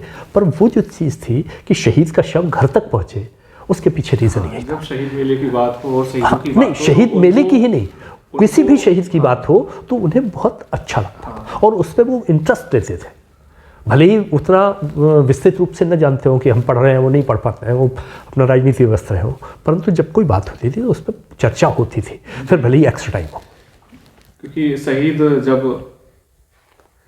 सरहद पे शहीद हो जाता है, कोई भी सैनिक जब शहीद हो जाता है तो उसका सब पहले तो घर तक आते ही नहीं, पहले तो केवल कपड़े आते थे, केवल कपड़े आते थे। और ये वही लगाव है। देखिए, लगाव कहीं से दिखता है और कहीं से पर्दे के अंदर रहता है। मुलायम सिंह जी की ही देन है जी, बिना शक, बिना शक। बेहद ही ज़्यादा ही करीब रहे हैं। अच्छा, राष्ट्रीय अध्यक्ष जी का कैसा है लगाव? नहीं, मेरा बात हुई है? बात हुई है, एक आध बार बात हुई है, पर उनसे मेरा कोई बहुत ज़्यादा टच नहीं है। कभी उन्होंने शहीद मेले को लेके? नहीं, मेरी कभी मुलाकात इस टॉपिक पे नहीं हुई। एक बार हुई है थोड़ी सी, पर कोई विशेष उनसे मेरा लगाव, वही उनसे कोई बात नहीं रही। हाँ, पार्टी के कुछ नेता हैं जिनसे मेरा आज भी बातचीत होती है। शिवपाल सिंह जी से बातचीत हो जाती है मेरी कभी, अगर कोई बातचीत होती है तो। पर अब राजनीतिक चूँकि हूँ नहीं, तो राजनीतिक लोगों से बहुत बात नहीं होती। एक चीज़ और आती है, शहीद स्मारक की जो आप बात कर रहे हैं जी, तो वहाँ एक लाइब्रेरी और हुआ करती थी जो पूरी तरह से विलुप्त हो चुकी है। पहले मैंने सुना है वहाँ पे एक कर्मचारी भी नियुक्त था, वहाँ छात्र आके अपना अध्ययन भी करते थे, पढ़ाई भी करते थे और तैयारियां भी चलती रहती थी। क्या है उसका? एक्चुअली वो लाइब्रेरी जो है बहुत ऐतिहासिक लाइब्रेरी है। उस लाइब्रेरी का जो उद्घाटन है ना, वो बाबा पृथ्वी सिंह आज़ाद ने किया है जी, 1976 में। जी। बाबा पृथ्वी सिंह आज़ाद को अगर आप समझना चाहें तो आपको गदर मूवमेंट में जाना पड़ेगा, जो भगत सिंह के पहले हुआ है, भगत सिंह के एरा के पहले, करतार सिंह सराभा। तो ऐसे व्यक्ति ने उस पुस्तकालय का उद्घाटन किया था। सारे देश से बहुत सारी स्वतंत्रता संग्राम की किताबें मंगाई गई थी जी। वहाँ मैंने अपनी आंखों से देखी है। जब तक मैं वहाँ पे था, मैंने बहुत सारी चीज़ें अपनी आंखों से देखी हैं। अब तो कुछ और ही हो गया है। क्या है? अभी पहले उसकी बात करूँ तो उसमें स्वतंत्रता संग्राम से संबंधित बहुत किताबें थी जी। उसके बाद अभी मैं पिछले दिनों गया, 5-6 साल पहले की बात है, तो मैं देखता हूँ कि वहाँ की जितनी भी अलमारियाँ थी उनके अंदर केवल कमीशनबाजी वाली किताबें भरी हुई थी, और वो स्वतंत्रता संग्राम की किताबें कहाँ थी मुझे पूछने के बावजूद भी नहीं मिली, जिनमें सारा इतिहास था। प्रोफेसर चिंतामणि शुक्ल का पूरा था, जो आज की डेट में लगभग दुर्लभ हो गया है। मेरे पास उनका मात्र एक खंड बचा है। अगर आज की डेट में अगर उन्हें ढूंढना चाहें तो बहुत मुश्किल है। बाकी देश के इतने नामचीन लोगों की किताबें थी जो शोध का केंद्र बनती। और मेरा अपना एक सपना भी था कि बेवर स्वतंत्रता संग्राम सेनानियों का शोध केंद्र बने। सपना था नहीं, सपना है, और वो होगा, क्योंकि अभी भी आज की डेट में बताऊं तो बहुत सारे लोग संपर्क करते हैं और उन्हें स्वतंत्रता संग्राम से जब बात होती है तो बेवर उन्हें आना ही पड़ रहा है। इस टाइप की स्थितियाँ बन गई। पर वो पुस्तकालय अब कहाँ है, वो विलुप्त की श्रेणी में है, क्योंकि नीचे वाले पोर्शन में तो है नहीं। उसके आगे तो सिर्फ एक जो है होर्डिंग लगा दिया गया है, जो होर्डिंग शहीद जो समाधि है, समाधि के पीछे पूरा एक होर्डिंग खड़ा करके उसे बंद कर दिया गया है। क्यों किया है? ये विशुद्ध रूप से नगर पंचायत अध्यक्ष और नगर पंचायत सचिव का काम है। उसमें इसके अलावा कौन हो सकता है, वो उन्हीं के अधिकार में है। ऊपर बताएं तो ऊपर पूरी तरह से उसे आरएसएस के कब्जे में है, उसमें आरएसएस की बैठकें होती हैं। शहीदों के लिए केवल उतनी ही जगह थी, इसके अलावा शहीदों के लिए कोई जगह नहीं।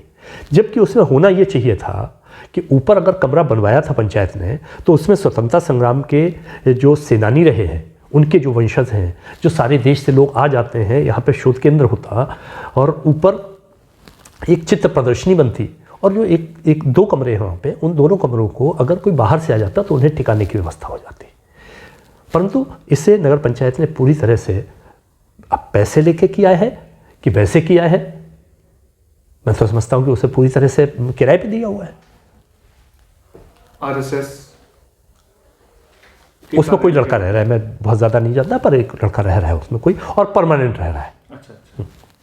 मैं कभी आज तक ऊपर उस तरीके से नहीं गया हूँ, परंतु वो लाइब्रेरी की जो चीज़ें थी वो सब गायब है। अब वो किसी कमरे में भर के रख दी हो मुझे नहीं पता, पर सामान्य पब्लिक के लिए कहीं नहीं खुली हैं। वो सारी किताबें जो बहुत दुर्लभ हैं, उन किताबों को खा गए, क्या किया नहीं पता। शहीद मेले का सामान जितना भी इस पोर्शन में भरा हुआ था जी, जो सारा डाटा था, सारे छोटे छोटे पत्र थे, सारी चीज़ें थी, वो टाउन एरिया के दोनों व्यक्तियों ने, मैं सरितकांत भाटिया को बताता हूँ और दुर्गेश कुमार यू, यही दोनों लोग थे। इन्होंने वो सारा सामान ले जाके टाउन एरिया में भरा और टाउन एरिया में भरने के बाद उसे पूरी तरह से उसका विध्वंस कर दिया। शहीद मेरे की जितनी भी चीज़ें थीं, अब वहाँ पे कोई भी अवशेष मौजूद नहीं है शहीद स्मारक के ऊपर। जो मेरे पास है शहीद मंदिर में जो बच गया था उस पर वो अलग बात है।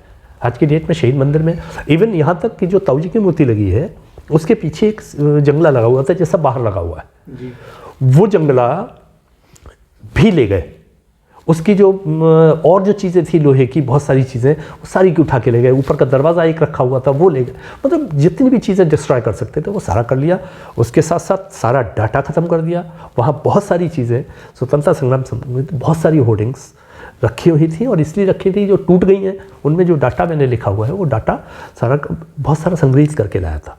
उसमें भारत प्रेरणा मंच है औरैया में जो एक बड़ा काम कर रहा है। उसमें शायद तुमने अजय शुक्लांजाम का नाम सुना हो, कवियों, वो उस समिति के अध्यक्ष हैं। तो उन्होंने और अविनाश अग्निहोत्री जी ने एक बड़ा काम किया है। तो वो सारा डाटा भी वहाँ मौजूद था, वो सारा डाटा इन्होंने नष्ट कर दिया है। ये आम जनता के लिए कभी, आम विद्यार्थियों के लिए कभी नहीं खोला गया क्या? नहीं, पहले इस लाइब्रेरी में लोग अखबार पढ़ते थे। लोग उसमें किताबें इशू होती थी बाकायदा। टाउन एरिया का एक कर्मचारी बैठता था। परंतु जब से ये रिजीम आई है, इससे पहले जो चेयरमैन थे वहाँ तक रहा है, वहाँ तक एक कर्मचारी बैठा है जी। उस कर्मचारी के बैठने के साथ वो चीज़ें इशू हुई हैं। मैंने खुद इशू कराई हैं। अगर वो रजिस्टर कहीं मौजूद होगा तो उस रजिस्टर में मेरा नाम होगा। मैंने पुस्तकें इशू कराई हैं और वापस की हैं क्योंकि पढ़ने का शौक़ पहले से रहा, तो इशू कराई गई है। परंतु इधर उसमें बल्कि कुछ किताबें ऐसी भी आती हैं जो कंपटीशन के लिए थी जी। वो भी इशू। पर आज तो एक अखबार भी नहीं है। आज तो बेवर में एक लाइब्रेरी की तो बहुत आवश्यकता है। मैं देखता हूँ कि बड़ी बड़ी सिटियों में जहाँ भी एक युवा जॉब के लिए निकलता है तो तैयारियां करता है, तो कहीं ना कहीं लाइब्रेरी एक माहौल बनता है, लाइब्रेरी में बैठ के पढ़ना, है ना। बहुत अच्छा है। शोध वाली चीज़ें जो आप बता रहे हैं, फिर मैं कहूँगा जो आदमी स्वयं पढ़ता हो उसे पढ़ाई की कीमत का पता होगा, और जो स्वयं ही पढ़ा लिखा ना हो ढंग से उसे क्या मतलब लाइब्रेरी का। नगर पंचायत का अध्यक्ष बन जाना दूसरी बात,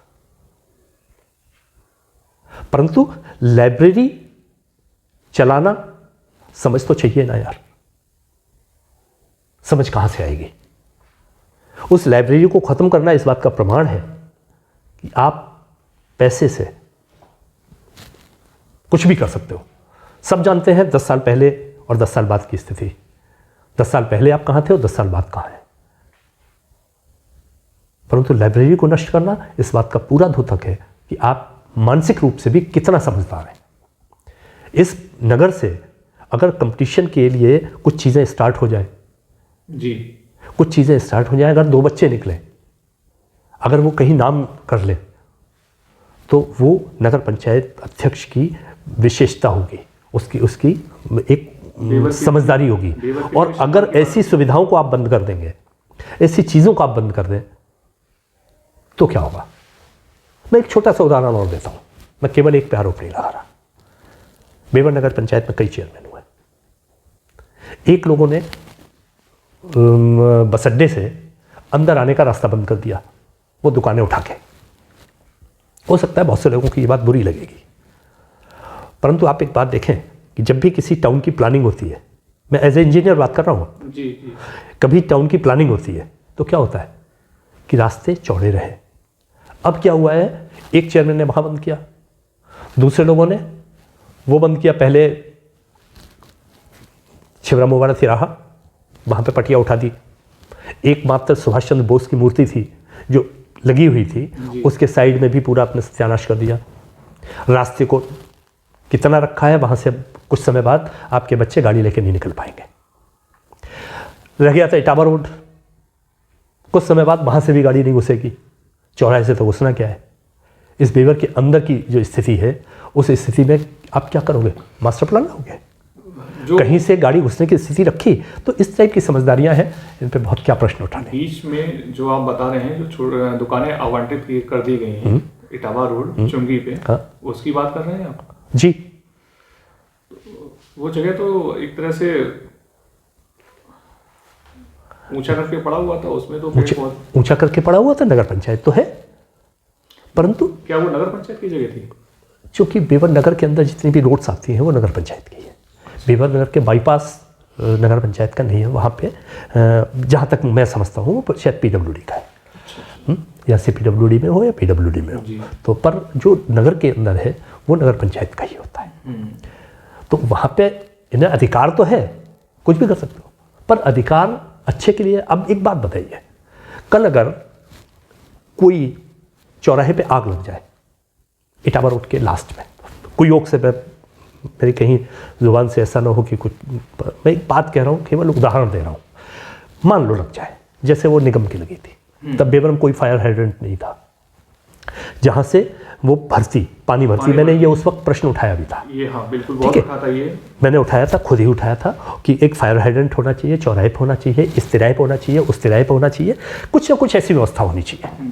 ये नगर पंचायत का काम है। आज की डेट में आपने वो रास्ता भी बंद कर दिया है, सब्जी मंडी तो पहले से बंद है, छिबरामऊ तिराहा भी बंद है। आप गाड़ियाँ कहाँ से घुसेड़ोगे? फायर ब्रिगेड कहाँ से आएगी? है प्रश्न नहीं है क्या? टाउन प्लानिंग है ये। अगर मान लो ऐसा हो जाए और वहाँ पे कैजुअलिटी हो तो जिम्मेदार कौन है? हालांकि हमारे कानून में जिम्मेदार कोई नहीं होता, जिम्मेदार वो होता है जो मर जाता है, कि वो वहाँ क्यों पैदा हुआ, क्यों पैदा हुआ। तो भाई ये नगर पंचायत के लिए क्वेश्चन है। हालांकि ये विषय आया तो मैं कह रहा हूँ, पर ये सवाल सिर्फ इसलिए है कि आप टाउन प्लानिंग कर रहे हो, तो टाउन प्लानिंग का मतलब ये है कि गाड़ी वहाँ तक पहुँचे। अगर गाड़ी नहीं पहुँचेगी, कैजुअलिटी होगी, तो जिम्मेदार कौन होगा? हाँ। देखिए, जब आप टाउन प्लानिंग की बात करते हैं, अभी मैं बात कर रहा था ये कैसे कैसे बेवर को बिल्कुल चिकन नेक बना दिया है, जहाँ पे एक फायर ब्रिगेड की गाड़ी नहीं घुस सकती। आप और इससे बड़े मुद्दे देखिए, इटावा रोड की वो बीच की पटिया हो जो अलॉट कर दी गई है जी, या सब्जी मंडी की हो जी, यहाँ पे टीन के खोखे हैं, कुछ ऐसी स्थितियां हैं, बहुत कंजेस्टेड है। हाँ हमने देखा है सब्जी मंडी में। जरा ऊपर देखिए क्या है उसके ऊपर 11,000 या 33,000 की लाइन है वो। ऐसे ही इटावा रोड पे है। इन केस कभी हादसा होता है, हाँ मतलब ये सब, तब जिम्मेदार कौन? चलिए, इटावा रोड पे भी आपने अलॉट किया, इटावा रोड की दुकानें किसके पास है? ये दुकानें आपको रेहड़ी वाले के लिए देनी चाहिए ना। जो बेवर में बहुत सारे रेहड़ी वाले हैं जिनके पास दुकान नहीं है, तभी वो ठेला लेके घूम रहे हैं, जी। उन्हें देनी चाहिए ना, प्राथमिकता होनी चाहिए ना नगर पंचायत की कोई। या केवल आपने दे रखी है सभासदों को, आपने दे रखी है ऐसे ऐसे लोगों को जिनके बेवर में 10-10 मकान है, आपने देख रखी है उन्हें जो आपको बिल्कुल ऑबलाइज करते हैं। भाई अगर यही तरीका है तो फिर तो कुछ भी कर दो। कायदे में आप ये बता दीजिए कि रेहड़ी वालों को क्या दे दिया आपने। अगर आपने बहुत अच्छा काम किया, आपने कर दिया कि खैर बेवर के अंदर कोई गाड़ी ना घुसे, बहुत अच्छा रहेगा, कोई एक्सीडेंट ना हो सकता है ऐसी कुछ सोचो, तो इस पे हक किसका है? अगर नगर पंचायत ऐसी कोई स्कीम लाती है तो उस पर पहला हक उन रेहड़ी वालों का है जो लिए घूमते फिरते हैं।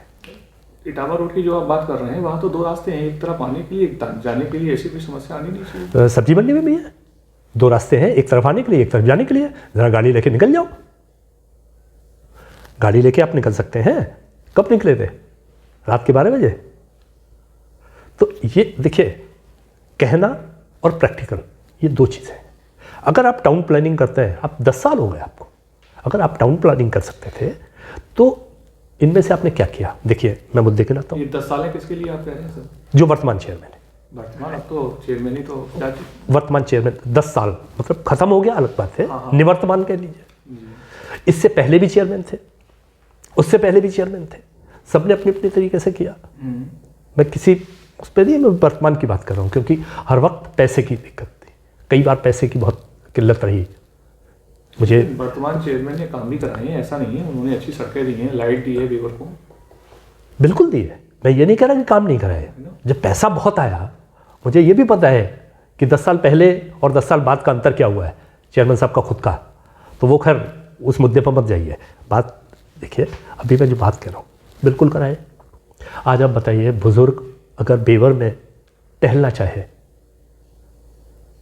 कोई स्थिति है, कहीं कोई पार्क है, बच्चे अगर पढ़ना चाहें, एकमात्र लाइब्रेरी थी उसे सत्यानाश कर दिया है। इनसे पहले किसी चेयरमैन ने नहीं किया था, पूरा सत्यानाश कर दिया है, नहीं किया। तीसरे, जो दुकानें रेडी वालों को देनी चाहिए थी जी, वो ऐसे लोगों को दे दी जिनके पास 6-6 मकान, जिनके पास कोई समस्या नहीं। तो ये सब क्या है? पूरे बेवर में अगर अचानक कोई दुर्घटना घट जाए तो फायर ब्रिगेड की गाड़ी घूम नहीं सकती। आने वाले सालों में तो आप डरोगे कि आप बेवर के अंदर रह रहे हो, क्योंकि सारे रास्ते आपके बंद हैं। आप बेवर के अंदर गाड़ी लेके नहीं आ पाओगे, इंतजार करोगे रात के 10 बज जाए। क्योंकि जब आप दुकान दोगे तो जैसे सब्जी मंडी की पोजीशन है, सब्जी मंडी भी मैंने ऐसी ही देखी है जितनी शानदार अभी कुछ दिनों पहले इटावा रोड थी, सब आते थे। अब सब्जी मंडी की जो स्थिति है, आने वाले भविष्य में इटावा रोड की भी होगी। जब सारी चीज़ें ये हो गई तो फिर आप क्या करेंगे? क्या यहाँ पे बुजुर्ग या युवा जो ट्रेनिंग करना चाहते हैं उनके लिए पार्क नहीं चाहिए? हाँ, क्या शुद्ध हवा बेवर में जन्म लेना ये गुनाह है कि बेवर में पार्क की व्यवस्था न की जाए? एक ऐसे पार्क की बेवर में आवश्यकता है जिसमें बुजुर्ग भी टहल सके, एक राउंड शेप में बनाओ जिसमें हो दौड़ लगा सके। अग्निवीरों के लिए वैकेंसियां निकलती हैं, प्रिपरेशन के लिए रोड पे जाते हैं, भैया दुर्घटनाएं वो तो चलिए, वो तो एक जो है अग्निवीरों के लिए है, वो नौकरी करने जा रहे हैं। बुजुर्ग क्या करें? बुजुर्ग क्या करें? मुझे अभी कई केस याद है। ओपन जिम एक होता है। मुझे ये मिश्रा जी का केस याद है, जो वहाँ से टहल रहे थे इस पे थोड़ा बरमदेव की तरफ, और पीछे से गाड़ी ने टक्कर मारी, बेचारे कान से ब्लड आया और ख़त्म हो गए। तो ऐसी कई घटनाएं आपको पता है इसी बेवर में। ब्रह्मदेव तक लोग टहलने जा रहे हैं बुजुर्ग, और वहाँ पे इस टाइप की घटनाएं। तो ये क्यों हो रही है? क्योंकि उनके पास बेवर नगर में कोई ऐसी सुविधा नहीं है जहाँ पे वो 2 चक्कर लगा सके, अच्छी ऑक्सीजन ले सके, प्राणवायु पा सके। अगर टाउन एरिया कुछ भी ऐसा काम करे, देखिए टाउन एरिया ने काम किया, ये बिना शक किए, पैसा आएगा तो काम होगा, और काम किए, ऐसा भी हम नहीं कहेंगे कि कुछ भी नहीं किया, ये तो नहीं कह सकते। परंतु क्या वो काम किए जो काम बहुत ज़रूरी है? क्या समझ के काम किए? अगर समझ के काम किए तो ये 11,000 और 33,000 की लाइनें अगर जा रही हैं, उनके नीचे आप दुकानें दे दो तो यार बहुत खतरनाक स्थिति है। आप लाइब्रेरी को ख़त्म कर दो, बिल्कुल एक नगर में कोई लाइब्रेरी ना बचे, तो यार ये कितनी अच्छी स्थिति है। शहीद स्मारक पे कब्जा कर दो, कब्जा का मतलब है टाउन एरिया का ही शहीद स्मारक, इसमें कोई शक नहीं, उन्हीं के आधिपत्य। पर उस पर कब्जे का मतलब ये कि उस पर स्वतंत्रता सेनानी के वंशज ना आ पाए, या कोई शोध करना चाहे तो वो ना आ सके, वरन उसमें जो है परमानेंट व्यवस्था आप बना दो, कोई रहेगा उसमें। तो ये नहीं होता यार। स्वतंत्रता संग्राम की जहाँ पे यादें हैं, जिससे बेवर का सारे देश में एक नाम हुआ है, उस जगह को कम से कम उस पर ऊपर वो पूरी चित्र प्रदर्शनी होनी चाहिए थी जो बेवर के आंदोलन की रही थी। हालांकि मैं बताऊं, इस पे मैंने काम किया था, और मेरी अयोध्या यूनिवर्सिटी और कानपुर यूनिवर्सिटी, चूँकि दोनों जगह फाइन आर्ट्स डिपार्टमेंट है, तो अवध यूनिवर्सिटी में मनोज दीक्षित जो कुलपति थे वो मैं बेवर लेके भी आया था, और इनके लाने का उद्देश्य एक बिल्कुल अलग था, वो आगे बता देता हूँ। इनको लाया इसलिए था, एक तो उद्देश्य ये था कि उनके फाइन आर्ट्स के लड़के बुलवा के ये सारे के सारे स्वतंत्रता संग्राम से के दृश्यों से वो करवा दूँ, वहाँ भी करवा दूँ, ऊपर जो था चित्र प्रदर्शनी वो हो जाए, और इसके साथ साथ जितनी भी दीवारें सामने हैं इसकी रोड पे, जो भी दीवारें अपने को खाली मिल रही हैं, उन पे जैसे आपने देखा होगा कहीं बाहर जाते हो तो अगर वृंदावन गए तो कृष्ण की पूरी वो कृष्णमय है, अगर आप अयोध्या जाओगे तो राममय है, तो बड़ा अच्छा लगता है देखने में। तो अगर बेवर में ये सारी दीवारें जो खाली थी, जो उपलब्ध थी, तो वो अगर स्वतंत्रता संग्राम के लोगों से होती तो कैसा लगता। ये मेरा तैयारी थी, और आने वाले समय में ये इस पे ऐसा नहीं तैयारी रहेगी नहीं, आने वाले समय में ये होगा, क्योंकि ये एक अलग प्रोजेक्ट है। अब हम दोबारा से आपको शहीद मेले की तरफ लेके चलना चाहते हैं। बेवर में एक चर्चा रहती है, एक आम चर्चा रहती है, लोग कहते हैं कि शहीद मेला को आपने अपने व्यापार का साधन बना लिया था। इसमें मैं केवल सबसे पहले तो ये कह सकता हूँ, मुमकिन नहीं कि हर किसी की नज़र में बेगुनाह रहे, बस अपनी नज़र में बेदाग रहे, यही कोशिश। तो किसी की नज़र में बेगुनाह है ये फ़र्क नहीं पड़ता। अपने व्यापार का साधन तो मैं आज अभी बोलता हूँ, आधार कार्ड ले लो जी, मेरे सारे अकाउंट्स ले लो, जांच लगा दो, या कैसे आप संतुष्ट हो सकते हो, जो भी आए। नहीं मैं नहीं कह रहा हूँ, मैं व्यक्तिगत आपसे मैं नहीं कह रहा, मैं आपसे व्यक्तिगत नहीं कह रहा, मेरी बात समझिए। सारी चीज़ें दे सकता हूँ। मेरी वाइफ टीचर है, वो आमदनी मेरी वहाँ से है। मैं इंजीनियर रहा हूँ, मैंने 2.5 साल हो गए मैंने जॉब छोड़ा है जी। इससे अगर आमदनी का साधन बना लिया तो यार बहुत बड़ा मूर्ख था। तुम सॉफ्टी 10 रुपये 12 रुपये की खाते रहे, 15 रुपये की खाते रहे, अब खा के देख लेना। अगर मैंने बहुत पैसा इनसे लिया है, वैसे तो मेरे पास सारे प्रूफ है, मेरे पास सारी 93 से लेके और 2020 तक मेरे पास सारी रसीद के कट्टे मौजूद हैं, सारे मौजूद हैं। अगर मैंने बहुत ले लिया है भाई, पैसा तो वहीं से आएगा ना, कि मैं ये 4 लाख रुपए झूले से ले लूँ और 6 लाख रुपए वहाँ से और 10 लाख रुपए वहाँ, ऐसे ही तो आएगा। और तो कोई तरीका है नहीं मेले में कि जो भी हो। ठीक है भाई, मेले की रसीद का कट्टा तो आज तक छपा ही नहीं मेरे समय में। मैं अपने समय की बात कर रहा हूँ, पहले की नहीं पता मुझे। वैसे मेले का मुझे नहीं ध्यान है कि वो ताऊ जी ने जो आजीवन सदस्य बनाए थे उसके अलावा कोई और रसीद का कट्टा छपाया गया हो। संयोजकों को छोड़ के जो लोग अपने कार्यक्रम करवाते थे वो अपने कार्यक्रम के लिए तो चंदा करते थे, वो तो मुझे याद है।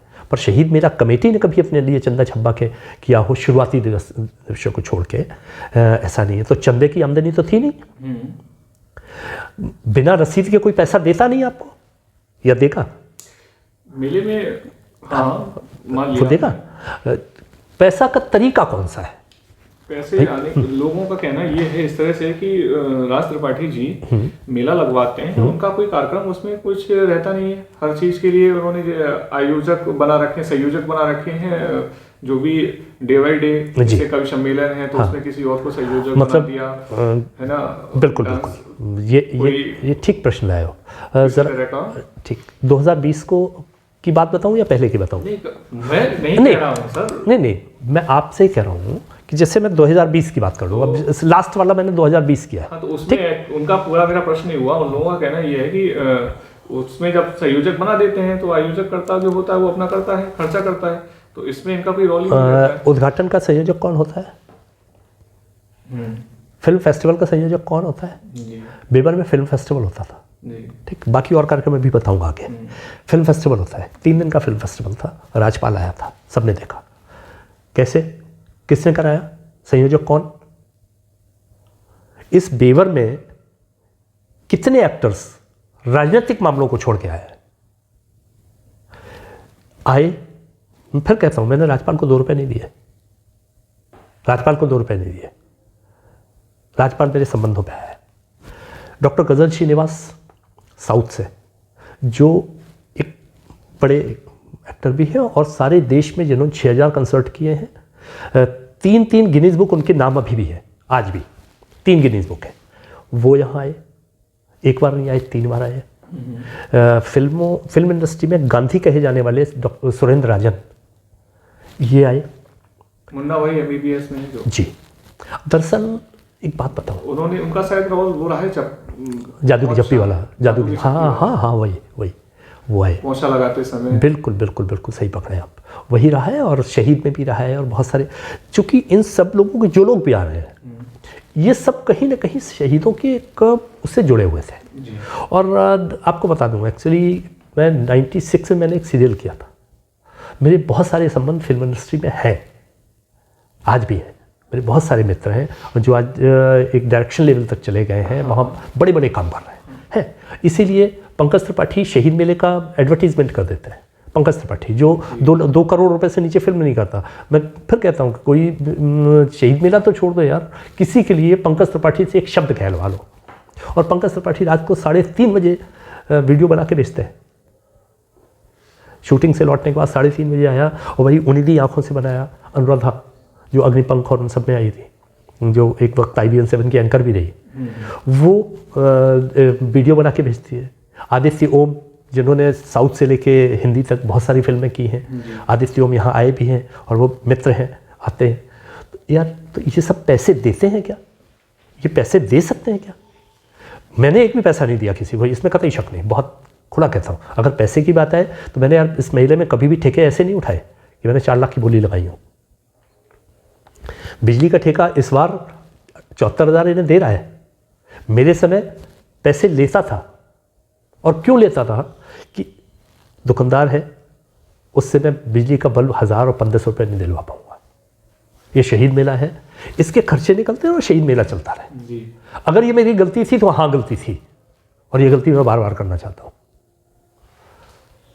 और व्यापार तो मुझे सिर्फ ये बता दो, मैंने कब तुम्हें सॉफ्टी 40 रुपये खिलाई जो आप खाने जा रहे हो?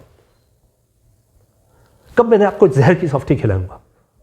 शहीद मेले का, फिर मैं बता दूं, शहीद मेले का टैगलाइन है शहीद स्वतंत्रता संग्राम की स्मृतियों को संजोने का संकल्प। जी। अगर शहीद मेले में मैं ये नहीं कर सका तो शहीद मेले से मेरा कोई इंटरेस्ट नहीं है। जो भी लोग कहते हैं तो इनका कोई मोल नहीं है। मैंने कहा ना, जरूरी नहीं कि हर किसी की नज़र में बेगुनाह रहे, बस कोशिश करें कि अपनी नज़र में बेदाग रहे। तो मैं अपनी नज़र में आज भी बेदाग हूँ। जो आप बात कर रहे हैं, फिल्मी दुनिया की जो आप बात कर रहे हैं, ये इस चीज़ की भी चर्चा है कि त्रिपाठी जी जो है फिल्मी दुनिया में अपना पैर पसारे और वही उस हिसाब से गेटअप भी बना लिया, अपना दाढ़ी बढ़ा लिए, बाल बढ़ा लिए, है ना, और शहीदों के नाम पे लोगों से। देखिए बहुत सीधी बात, मैंने संपत्ति बना ली। एक चीज बता दो मैंने क्या बना लिया? जो बनाई उससे ज्यादा मैं प्रमाण दे दूंगा कि मेरे पास इससे ज्यादा है। एक बात, खैर किसी को बहुत ज्यादा प्रमाण देने की जरूरत नहीं मुझे। फिल्म दुनिया से मेरा टच आज से नहीं है, 96 से है। मैंने 96 में सीरियल किया है। बहुत से लोग तो पैदा भी नहीं होंगे जो आरोप लगाने वाले हों, और वो उन्हें आरोप लगाने का हक है, लगा सकते हैं, क्योंकि वो कभी उन्होंने चीज़ों को समझा नहीं होगा। उन्हें सॉफ्टी 40 रुपये की नहीं खानी पड़ी, उन्हें झूला 40 रुपये 50 रुपये के नहीं झूलने पड़े। हो सकता है उन्हें लगता हो कि 40 रुपये का झूला नहीं झुलवाते तो वो पैसा मेरी जेब में चला जाता था, तो कौन से तरीके से जाता था ये वो नहीं पता होगा। ठीक है, तो ये आरोप, इन आरोपों पे कोई जवाब देने का मतलब नहीं है। मुझे सिर्फ ये बताओगे ना कि कौन से तरीके से आते थे। चंदे की एक भी रसीद दिखाओ, मैंने आज तक चंदे के लिए एक कट्टा छपाया हो, किसी से ने चंदा दिया हो वो व्यक्ति बता दे। तो आमदनी के साधन देखो यही है, या तो आप चंदा लें या आप नीलामी ऐसे करें। इन दोनों कामों में मैंने कुछ भी नहीं किया है। अब अगर इसके बावजूद भी मैंने बहुत व्यापार कर लिया तो यार फिर तो मैं समझता हूँ कि मुझसे बढ़िया कोई आदमी नहीं है। नगर पंचायत द्वारा शहीद मेले का संचालन 2021 से शुरू हुआ, तो आप मेले को छोड़कर क्यों चले आए? लोगों का कहना है कि आपकी जो मेले द्वारा जो कमाई होती रही है वो बंद हो गई थी। क्या कहना चाहेंगे आप देखिए इस विषय पे? पहले तो एक बहुत बड़ी भ्रांति है, उससे क्लियर कर लीजिए।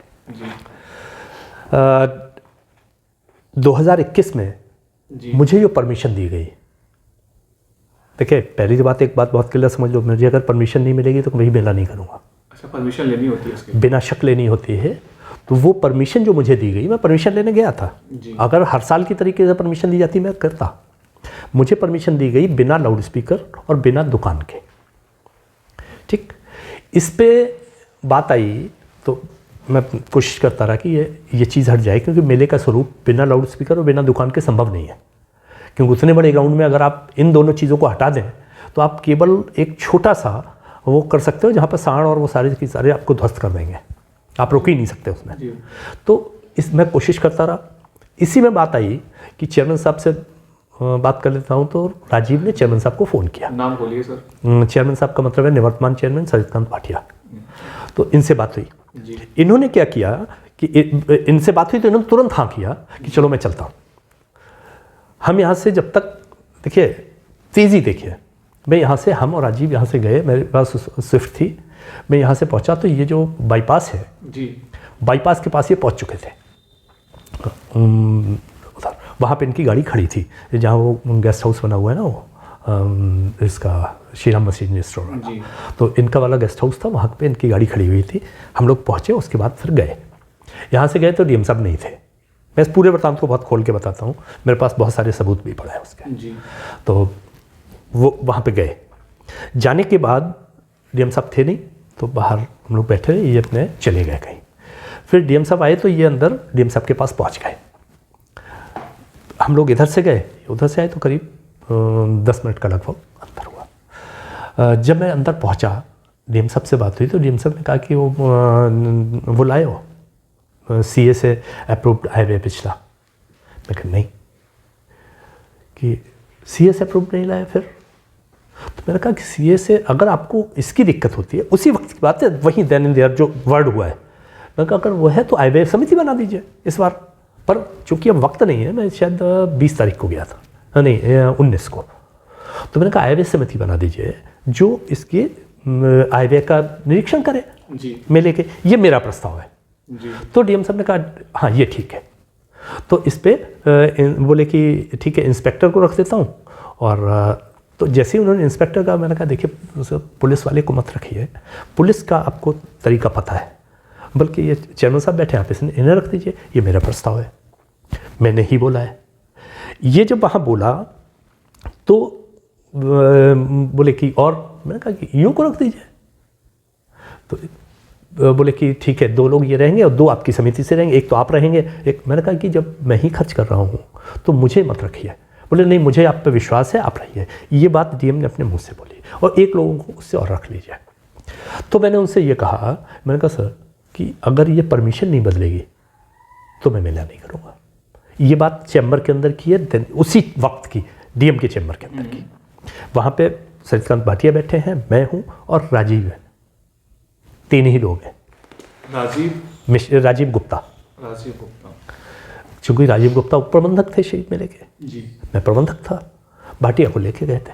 ये उस शहीद मेले की समिति में थे, जी, हमेशा रहे, जो भी चेयरमैन रहा है वो चेयरमैन उसमें रहा है।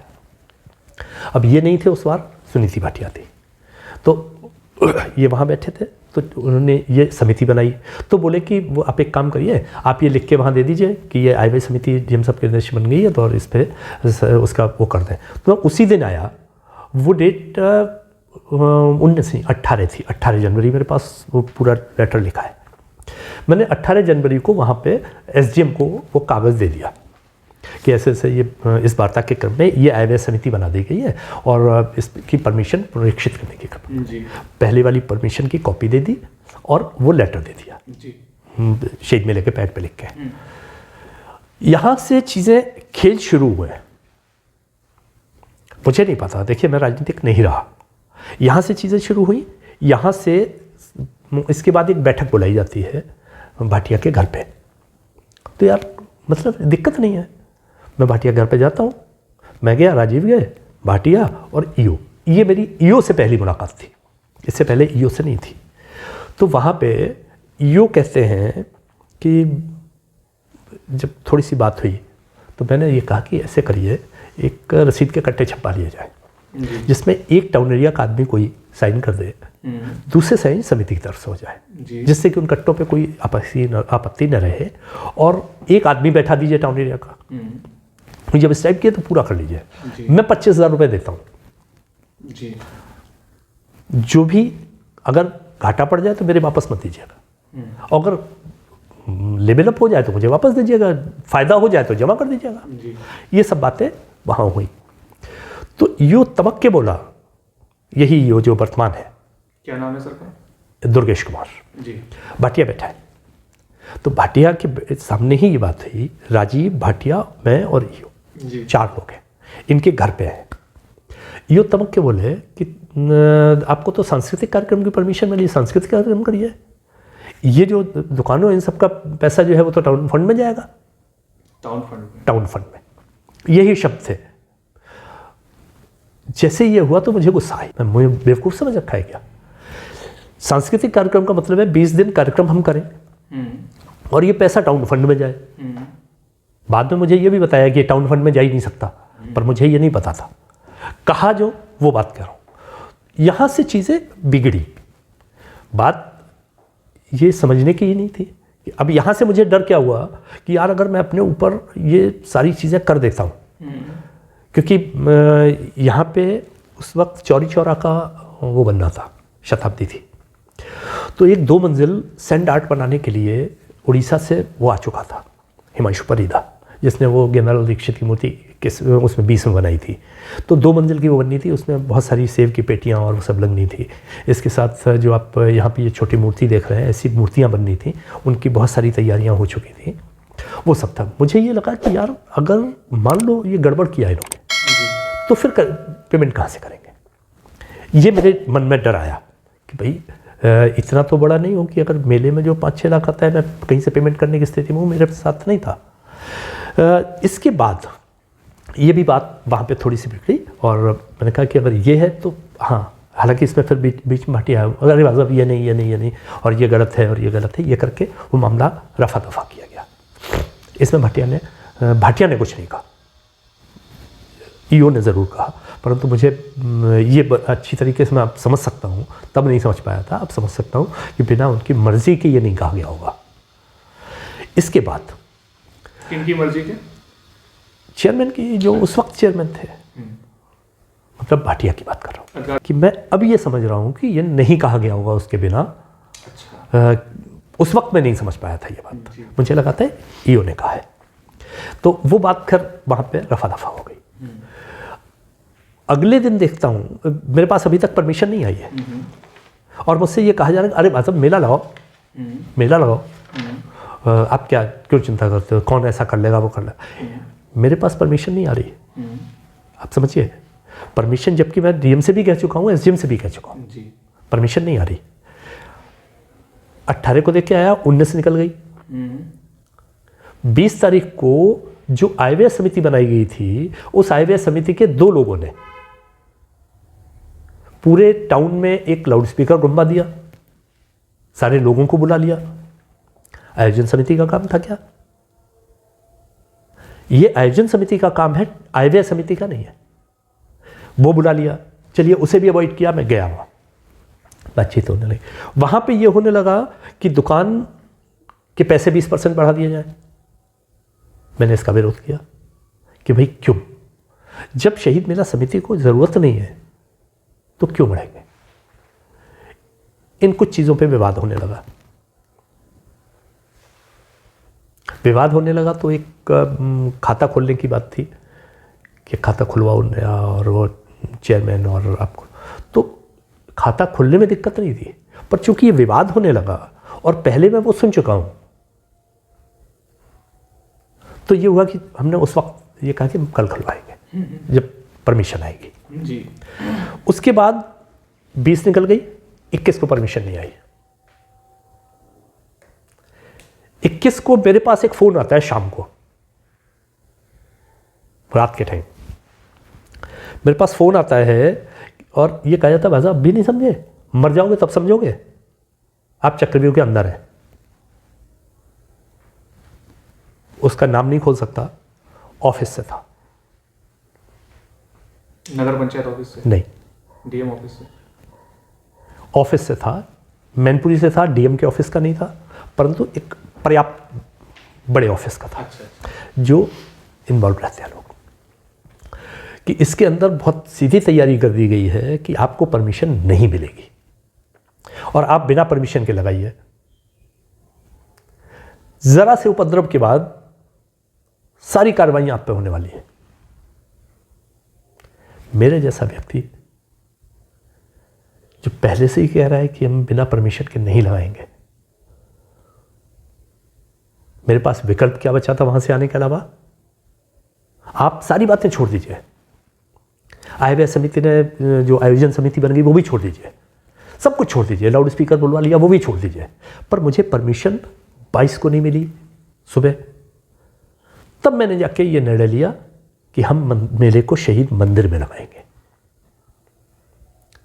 ये शहीद मेरा आयोजन समिति का निर्णय है, इसमें आए हुए बीच में नहीं पड़ रहा है। तब मैं गया, मैंने एक प्रेस कॉन्फ्रेंस की, मैंने कहा कि इन सबकी तानाशाही के उस पर, चूँकि अभी तक परमिशन नहीं आई है, तो हम सभी ने ये निर्णय ले लिया कि हम शहीद मंदिर में बैठ के करेंगे। इन्हें मुँह मांगी मुराद मिल गई, हम शहीद मंदिर में आए। इन्होंने बिना परमिशन के या परमिशन लेके कैसे लगाया, ये मेला लगा दिया। मुझे परमिशन नहीं मिली, आज भी परमिशन रखी है 2021 की, अगर चाहो तो मैं अभी दिखा दूंगा तुम्हें, अभी चैनल पर बाकायदा दिखा दूंगा। 21 की परमिशन जो मुझे मिली है, उस परमिशन में लाउड स्पीकर और दुकानें मना है जी। उसके बावजूद मेला लगा। मैं चाहता उसी दौरान हाई कोर्ट जाके सारी चीज़ों की ऐसी तैसी मार सकता था, नहीं गया। मेरे बहुत सारे मित्र नाराज़ हुए। देखिए, हाई कोर्ट या सुप्रीम कोर्ट सब जगह मेरे मित्र हैं, नाराज़ हुए, बोले कि क्यों? इसका रीज़न केवल एक था कि मैं शहीद मेले को बर्बाद नहीं करना चाह रहा था। इस बार भी मैंने कोई काम नहीं किया है तो शहीद मेला बर्बाद हो, वरना 25 परमिशन मेरे नाम पड़ी है। 25 नहीं होंगी, 20 होंगी मेरे नाम से या चौबे जी के नाम से, शहीद मेला समिति के नाम से है जी। उनको एवज में मैं इनसे मेला बंद करवा सकता हूँ, अभी भी दावा दायर कर सकता था। क्यों नहीं किया? क्योंकि शहीदों से मेरी कोई दुश्मनी नहीं। और ये जो मेला लगा है, ये शहीद मेला नहीं लगा है, पहले तो बहुत स्पष्ट समझ लो, ये शहीद मेला नहीं है। ये जैसे एक शहीद मेला समिति थी, वैसे ही शहीद स्मृति मेला एवं सर्वजन विकास प्रदर्शनी समिति है। जैसे शहीद मेला समिति लगा रही थी, जिस शहीद मेला समिति को बेवर के स्वतंत्रता सेनानियों ने और गुप्ता जी ने, पूर्व चेयरमैन रविंद्र गुप्ता जी ने, रविंद्र कुमार गुप्ता जी और फ्रीडम फाइटर्स, इन लोगों ने मिलकर जो समिति शुरू की थी, वो समिति जैसे थी ऐसे ही टाउन एरिया के ईओ और चेयरमैन पदेन रख के, वहाँ के बाबुओं को सदस्य बना के और 2 बाहरी लोगों को सदस्य बना के एक समिति बनाई गई है, जिसमें 2 लोग बाहर के भी हैं, जिससे उन्हें ये पता लग सके कि मेले के होता क्या है, मेले में हम क्या करेंगे। और वो जो है, फिर बता दूं आपको, उनमें एक व्यक्ति ऐसा भी है जिसका नाम अजय सागर है। इसके पिताजी पे एक मुकदमा था, हिरन दुर्गा को वेश्या तक कहा था। इस टाइप का एक मुकदमा भी हुआ है, मुझे पता लगा है। ये काफ़ी समय पहले पता लगा था, अभी फिर पता लगा है, मैं उस आधार पर बता रहा हूँ। तो इस टाइप के सारे लोगों को जोड़ के आप चीज़ों को कर रहे हो। पिछली बार आपने मेले को 50 लिख लिया, 50वां वर्ष नई समिति के साथ। मैंने तो यार एक भी प्रश्न नहीं उठाया। मैंने आज तक केवल एक फ़ोटो रिलीज़ की अपनी तरफ से, जो वो मेला जो नगर पंचायत द्वारा घोषित किया गया था, जो मैदान को खाली समझ के प्रशासन के साथ, सत्ता के बल पे जो अपने अहम की तुष्टि के लिए लगा दिया गया था, उस मेले में केवल एक फ़ोटो रिलीज़ की थी, जिसमें ये सारे अधिकारी विद चेयरमैन मंच के ऊपर बैठे हुए थे सोफ़ों पे, और स्वतंत्रता संग्राम के सेनानी के वंशज 70 वर्ष के फर्श पे नीचे बैठे हुए थे उसी मंच पे। मैंने वो फ़ोटो रिलीज़ की थी। तो अगर इतने एथिक्स नहीं थे तो यार मुझे बहुत कचोट गया, मेरा मन नहीं माना, मैंने वो फ़ोटो रिलीज़ की। उसका की परिणति ये हुई कि वहाँ से सोफ़े हट गए या सोफ़े और बढ़ा दिए गए। वो व्यवस्था चेंज करने के लिए थी। मैंने आज तक शहीद मेले के लिए एक भी प्रश्न नहीं उठाया। अभी आज आपके चैनल के माध्यम से चूँकि इतनी बार बात हुई तो ज़रूर बात कर रहा हूँ। मैंने 2 साल के अंदर किसी से इस टॉपिक पे आपस की चर्चा अलग बात है कि हम कहीं 2 मित्रों के साथ बैठ के हो गई, कोई बात नहीं कही। आज ये बात इतनी कह रहा हूँ कि ये घटना थी, इसलिए आपने छोड़ा उसको। मजबूरी थी मेरी कि मेरे पास परमिशन ही नहीं थी, मैं करता क्या। तो अब आपने दोबारा प्रयास किया? मैंने प्रयास किया, इस बार भी प्रयास किया जी। मैं इस बार भी एसडीएम को मैंने, पिछली बार तो उन्होंने कोरोना का बहाना करके, मैंने पिछली बार भी एप्लीकेशन दी है, पिछली बार तो कोरोना का बहाना करके मना ही कर दिया था। इस बार मैंने वो दिया, सत्ता से हार गया। सत्ता से हारा हूँ। सत्ता बीच में आई है, बिना शक आई है। आप बीजेपी में बात कर रहे हैं? सत्ता किसी और की तो नहीं है। जी जी। यहाँ पे देखिए, आप एक बात बताइए, एक समिति 1 साल की, एक समिति 50 साल की, आप मुझसे ज़्यादा क्या कह सकते हैं? 50 साल के सबूत लीजिए, मैंने सारे सबूत दिए, एसडीएम को सारी परमिशंस दे के आया, सारे सबूत दे के आया, सारी समिति दे के आया, सारी चीज़ें मैंने दिखाई, कुछ दिखाई कुछ दे आया। उसके बावजूद अगर एसडीएम परमिशन इन्हें दे देता है, महिलाएं दे देती हैं, तो मैं क्या करूं? और आपने जब, अब मेरे पास देखिए 2 विकल्प है। एक विकल्प है, मैं कल कोर्ट जाऊं और कोर्ट में दावा दायर करके इस मेले को पूरी तरह से विवादित बना दूं। यार, शहीदों की उन चीज़ों को विवादित बना दूं, मेरा मन अभी गवारा नहीं किया है। हालांकि हरकतें ऐसी ही हैं कि जब 14 लाख के ठेके हो सकते हैं, बच्चे महंगी सॉफ्टी खा के जहर खाएं, केमिकल की बनी सॉफ्टी खाएं, घटिया ऑयल के साथ खजले खाएं, महंगे, जब आप बिजली वालों से पैसा लेंगे तो वो बिना शक कनेक्शन बढ़ाएगा, ओवरऑल महंगाई आएगी, हर चीज़ पे जाएगी। अभी तो एक और चीज़ होनी है, मैं जो जहाँ तक समझ रहा हूँ, जब आपने खजले और इसका इतना पैसा बढ़ा दिया है तो चाट वाला निश्चित ये करेगा कि बेवर का कोई भी चाट वाला अंदर नहीं जाएगा, और आप देखना भविष्य में होने वाला है। जो छोटे खोमचे वाले, बिल्कुल इनके पेट पर लात पड़ेगी। देखिए, चीज़ों को करना अलग बात है, पर उन्हें करने के साथ समझना अलग बात है। आप बात समझिए। जी। बहुत आसान है, हम ठेके उठा देते हैं, चीज़ें कर देते हैं, यार इससे बढ़िया कुछ नहीं है। मुद्दा यही रहा। परंतु बेवर के उन लोगों का क्या करोगे आप, जो गरीब तबके से, जिनको एक मेले का एक आस रहती है कि मेले में हम इतना इकट्ठा करेंगे, बच्चे की फीस। मैं फिर वहीं पे आ जाता हूँ, इटावा रोड की उन दुकानों पे आप योजना तो बना सकते हैं कि हम 4-4 फुट की दुकानें दे देते हैं छोटे तबके के लिए, पर हम उसे रेहड़ी वाले को देते नहीं है। तो शहीद मेले का ये मोटो नहीं है। शहीद मेले का मोटो फिर बता दूं, वही है, स्वतंत्रता संग्राम की स्मृतियों को संजोने का संकल्प। आज आपसे मिलकर बहुत अच्छा लगा। आपसे शहीद मेले पर विस्तार चर्चा की। मुझे खुशी है कि आपने मुझे विशेष समय दिया। धन्यवाद।